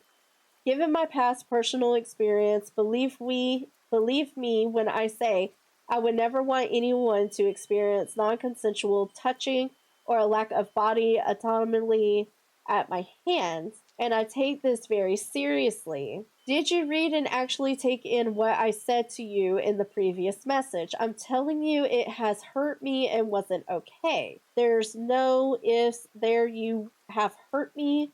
You claim you care deeply for me, yet you downplayed my mental health issues to a dangerous degree. You downplayed my mental health. He was more concerned about your mental health. He was trying to make sure your mental health was okay. You can't just say that because there's messages proving that he cared about it and he didn't want you to be more stressed out. Oh my God. Pressure and took me away from all my safety network and made advances all while I was in the drug. Wait! Pursued and took me away from all my safety network? He says that everything was discussed beforehand. Now there's a part where it gets confused because it's like back and forth and no one understands what's going on and it gets confusing and I got confused. I didn't understand what they were talking about at one point. But you can't say that when he literally was just trying to point out all the reasons why he couldn't like stay in Cambridge. He literally booked the place in London because that's where the two events were happening, the museum and the WWE fight. Like, why didn't she try to talk to him more and be like, hey, can you just book in Cambridge and then we'll take a train to go to those events? That way you're closer to my home. So if I have like a panic attack or something, I'll be close to my home. Network and made advances all while I was in the drugged up state and had nowhere to go. None of that is okay, and it's concerning if you think it is. I made it clear to you I was in a mental health crisis, and yet you still pushed. I'm making it clear here it was not and is not okay, and if you can't accept that, then there's no conversation to be had here. I don't get why you think a crying, panicked, drugged up girl who had asked if you would be mad if they just wanted to be friends wanted to sexually advances but you didn't tell him what the medication was. Yes, he shouldn't have done anything when you were on it, but it doesn't stop. Like, he saw she took the medication. We read that. He saw her take it, but she wouldn't tell him what it was. We don't know what happened in between after her taking the medication.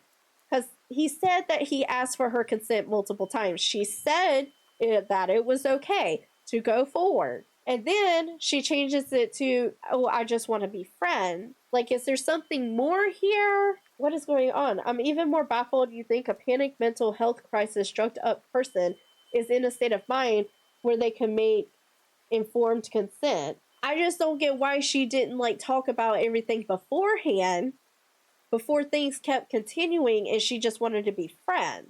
Even worse here is all I'm asking is for an actual apology for putting me through all that you did. I'm so freaking sorry. I want you to generally know I'm freaking horrified by this and generally feel terrible about visiting. I hope you believe me when I say I thought your anxiety reaction to everything on Thursday was about being away from home, away from your bubble and support network. That was my mistake, and I'm so freaking sorry. I would never even remotely push us in that direction or would have asked you to come out and visit me if had thought otherwise. When we hung out, and please believe me when I say this, I did not pick up on just wanting to be friends. That was my fault, and I'm sorry. And I profoundly apologize for not using better judgment, interpreting everything. Had I known the extent of the state of your condition, I would not have asked you to come out. I interpreted the situation completely wrong and hurt you in the process. I'm so freaking sorry, and I feel truly awful. Out of respect of our relationship over the years, from the bottom of my heart, I am sincerely sorry. So wait, I'm confused. So did she think him flying out was just them being friends and not in a relationship? Because if that's what this is all the way fucked up. Because if she thought him flying, and especially with the smexing tax that they were doing, and she was okay with it, that would tell me they're in a relationship. Like, was it supposed to be like friends with benefits or something like that? Like, I'm sorry, but from reading those messages, I would assume they were in a relationship. You're not going to do something with your partner when he's there? What is wrong with this? What is going on? Okay. Oh my God. Okay, I was shocked as I never knew she was sedated. She had told me she needed pills to live. I thought she was exhausted as I had been. I did not think she was intoxicated, let alone incapable of giving consent. That's the other thing too. Like, because she didn't tell him what the medication was, he didn't even fully know. I went into this thinking this woman loved me. She had encouraged me to believe this. To have her pull back from me devastated me. I had been understanding and accepted when she said she wanted less intimacy and to be friends instead, no matter how much it broke my heart. But now she was making this allegation, which I knew was simply untrue. I could not understand what was happening. I would be so confused too, because like reading the messages and everything, that's a relationship. So I went over the events of those few days in my mind. This had been a sad and difficult time with conflicting messages and mixed signals, but I knew that I had asked for and received her consent at every stage of intimacy. She clearly had been wrestling with issues and anxiety, but she had explained, and I had believed, that these were related to her fear of being away from home. These had not been presented as issues with being with me. So, was she stressed the fuck out because of being with him? Someone that was supposed to be her boyfriend? Because I would assume with her being away from home is the reason for like her anxiety and being nervous and stuff like that. On top of like meeting her boyfriend and being with her boyfriend for that time. She didn't at any point suggest she had an issue with being intimate until after the fact. I wish she had been clearer and more honest with me about the specificity, sorry if I butchered that, of her issues and what her limits were. This has been a terrible moment of failing to communicate properly. Yes, I misread the severity of the situation and am profoundly devastated. I'm still processing this heartbreak at the same time, and I wouldn't wish this on anybody. We have both been clearly been hurt by miscommunication, but I am profoundly shocked and filled with a sadness when, after my visit, 5 months later, EJ began sharing claims that several of our mutual friends. She alleged that I had sexually assaulted her and that I coerced her into being intimate after she had expressed a desire to simply remain friends. These claims simply did not align with the reality of our relationship, and I still have the written messages to prove this. Her version of events also altered the timeline of our trip planning and omitted key context, such as the fact we had been in a on and off relationship for 9 years, during which time we had twice met in person and shared many intensely sexual interactions, virtually, online, and throughout Texas leading up to the trip. Friends of mine gave me insight into what was being said once this became apparent. I'm fortunate to have friends who have known me for many years and who question the accuracy of what they're being told. With their permission, I'm sharing some of the message Discord exchanges they sent me, which reflect their perspective and support and help provide a fuller picture of the situation. Allegations made evidence from Bo. So, as we know, Bo is one of Taka's friends. She's like stuck by his side through all of this. So now we have the following is a conversation between two creators, Faye and Bo. The latter is friends with Curtis and provide this evidence of the early on-site shadow campaign being spread behind his back in January. Hey, I need to talk to you about something really serious. You okay? Well, yes, I'm okay, kinda. I don't know, but I don't know. I have to call when you're free.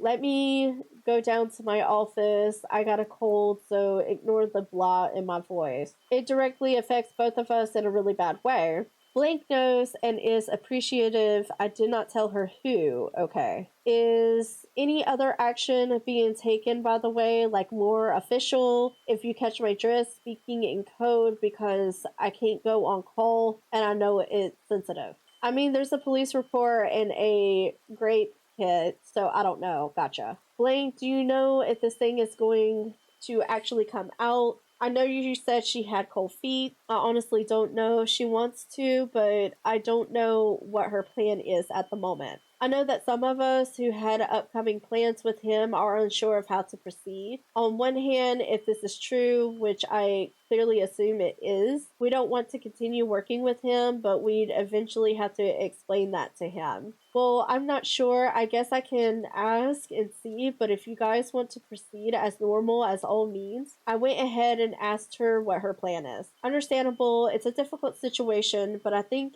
For some of us, we just don't know how to move forward. We can't explain our concerns to him or our desires to take a step back without inadvertently outing her, because who else could it be about, right? Yeah, I know. I don't know. This is all so rough, and I don't know if she's going to back out or post it. If she is afraid of the internet backlash, she can always consider sharing the document with people she feels need to know, and it can be dealt with without internet random potentially jumping onto her. I know the concern is possible that it could happen to someone else. Yeah, but then if she doesn't want people to know it's her, then in lies the issue. I don't know, like I said, I asked and I'll let you know what she says. Okay. And then it goes into a screenshot. Proceed with avoiding him with no statement posted. Are you planning on posting the doc you made, or is that just in case purposes? I'm sorry to even ask. I plan to provide it to people privately at present, but it's not written up fully yet. It's been a struggle to work on. They don't need a public statement to avoid him, though, just like avoid him if they want to. I'm working on it with Red Claw Thursday, though, so hopefully I can get it done. Okay, baby, no worries. I'm also having to think through what to include that doesn't harm the legal case if I want to go forward with it. And then that's when we go back to the conversation with Bo. Says, okay. She said the more she works on the doc, the more sick it makes her. I get it, but been there has you have too. Yeah, so the plan is to share it privately at present. The concern is not that. We want a public statement to avoid him. It's more, some of us have harder time avoiding him without explaining ourselves, and you don't want to say anything that would hurt her. So we just want to know when it will be okay to tell him why we're cutting ties. And then we have the next messages. I bet, take your time. This is super hard and you're being incredibly strong. I feel anything but strong. I just feel weak, man. People keep pushing for a public post, but they aren't understanding how devastated on this victim that would be. I only think he's a threat to professionals. I think you'd have more in your corner than you think. I completely understand how daunting this is. It's a heavy, horrible ordeal. You are being incredibly strong, even if it feels like you aren't. Even reaching out to close people to let us know and be there for you is super hard as it is. Yeah, I understand she's doing the best she can currently. Yeah, I get that. Can I call you in a minute, or are you streaming soon? I'm not streaming today, so yeah, I'm free. Okay, let me just switch to my office. Taka knows he's been prepping to defend himself for months. She's taking him to court. He's calling people and trying to convince them she's lying. Okay, so, here's my thing now. If this is true and she was going to take him to court, why didn't she respond back to his lawyers? And if she has lawyers, why haven't they responded back to Taka? That is very sus right there. That doesn't shock me. Everyone pulling out of plans with him at the same time probably alerted him to something being off. Yeah, he called Red last night. I guess it's really going to show who has his back and who has hers when all comes out in the wash. It's going to be a big divide. It's a very precarious situation to be involved in for anyone.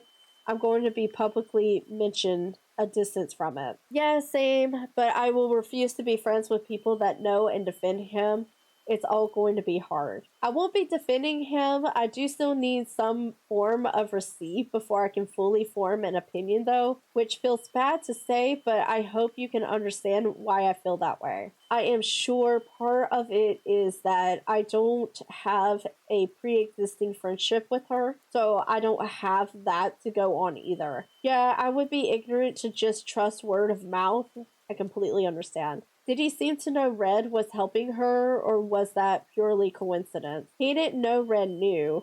He called him to convince him she's lying. Oh. So apparently Mistress reached out to Red Claw and told him before Taka had a chance to talk to him, which it's still one of those things. I get it. If you're friends with two people you're kind of like stuck in the middle. But it's also one of those, did he question her about it? Did she show him any proof about it?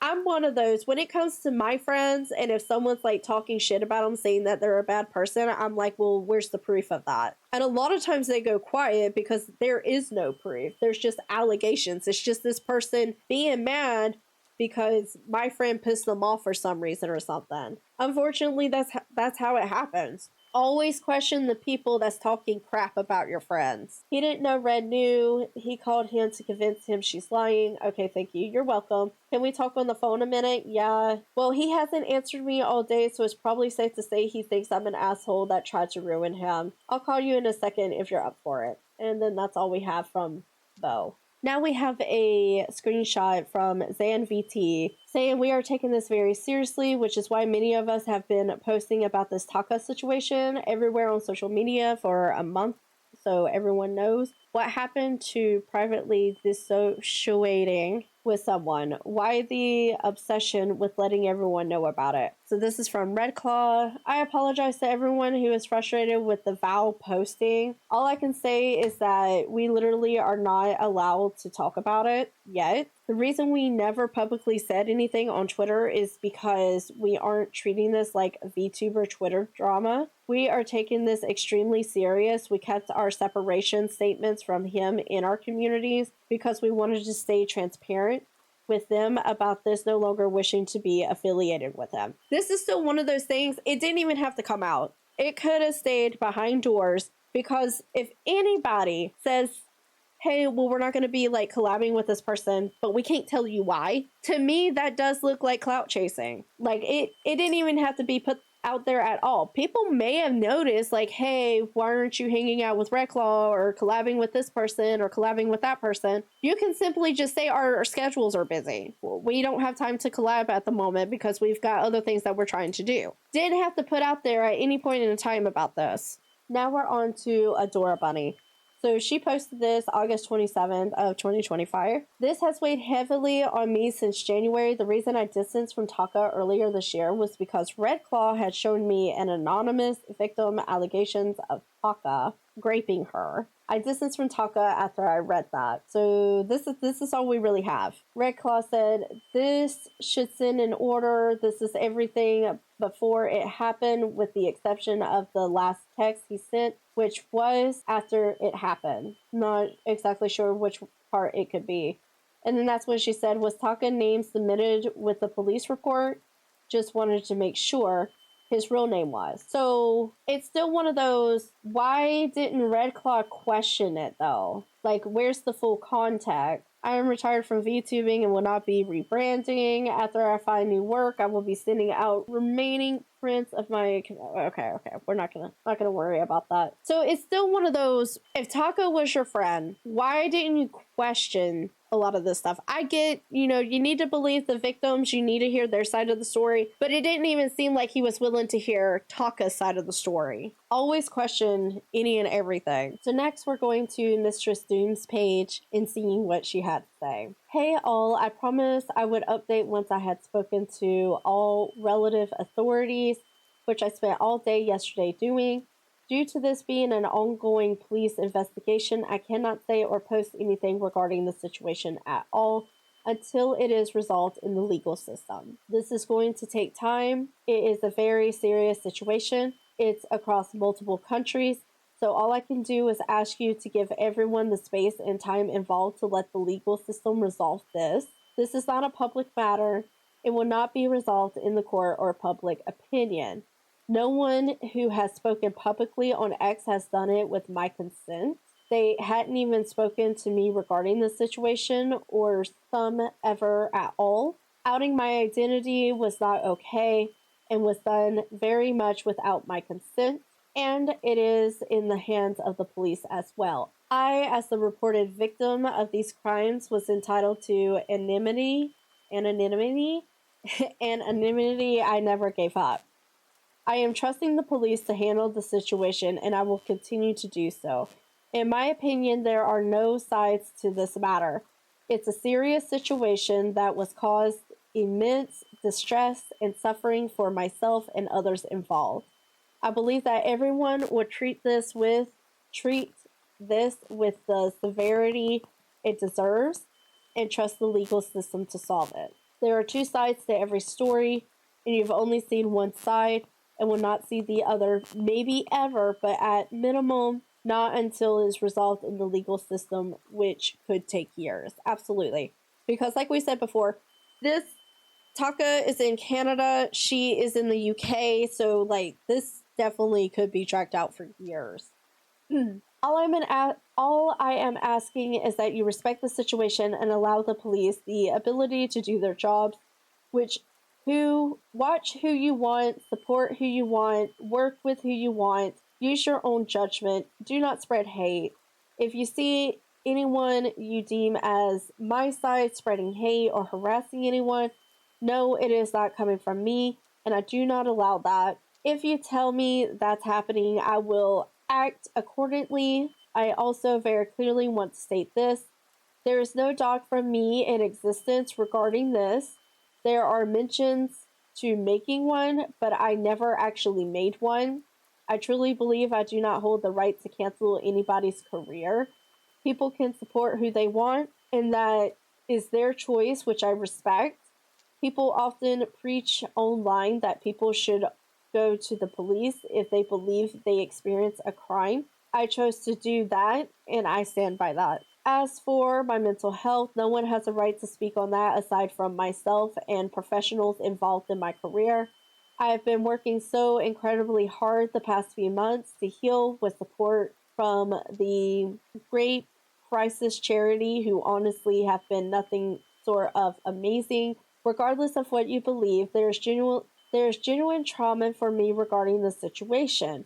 With that said, going forward, I am going to continue to create content for my community and those who support me and continue my fundraising efforts for causes I care about, because that's what I enjoy doing.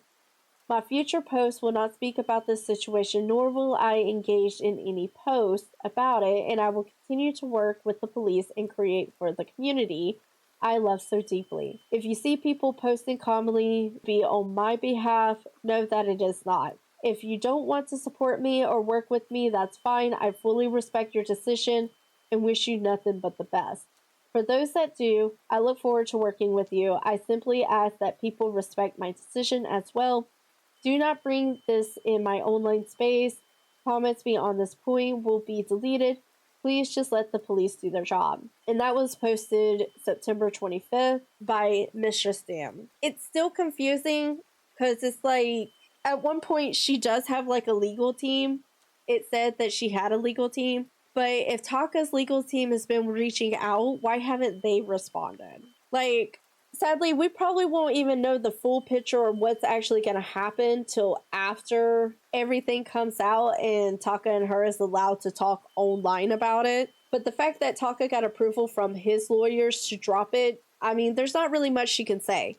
He's got a legal team that said it was okay for him to drop it, drop the messages, them talk, and everything like that. So my final thoughts on this, I believe Mr. Sue needs to get more help. If you're having flexible texting of what you want to do with each other and you believe that's just friendship and not y'all being in a relationship, there is something wrong there. Unless you thought maybe it was like friends with benefits or something, I don't know. But that's a weird thing, because from reading the messages, it truly does look like you're in a relationship together. Very rude at the fact that you leave your boyfriend slash friend, however you're wanting to put them, at the airport in a new country, well, in another country that he's never really been to. He doesn't know where he's going, what's in the area, stuff like that. I still feel like she could have found someone to take care of her dog, especially since she had a lot of people living with her and her caregiver. There is another part where she talks about taking Taka to court, but if you're taking him to court, then why hasn't your lawyers or you even reached out to his lawyers when they've reached out? During this, we've learned that you can take medication that's for your anxiety and panic attacks and still be fully coherent. So unless he subpoenaed her like doc records or something, finds out what was in that bottle, if it was that or if it was something else, there ain't much that can really be said. I feel like that kind of just throws that whole thing out of the water. But let me hear what y'all think. Let me know in the comments. And be ready for the next episode that's going to be dropping at some point. So until then, bye everybody!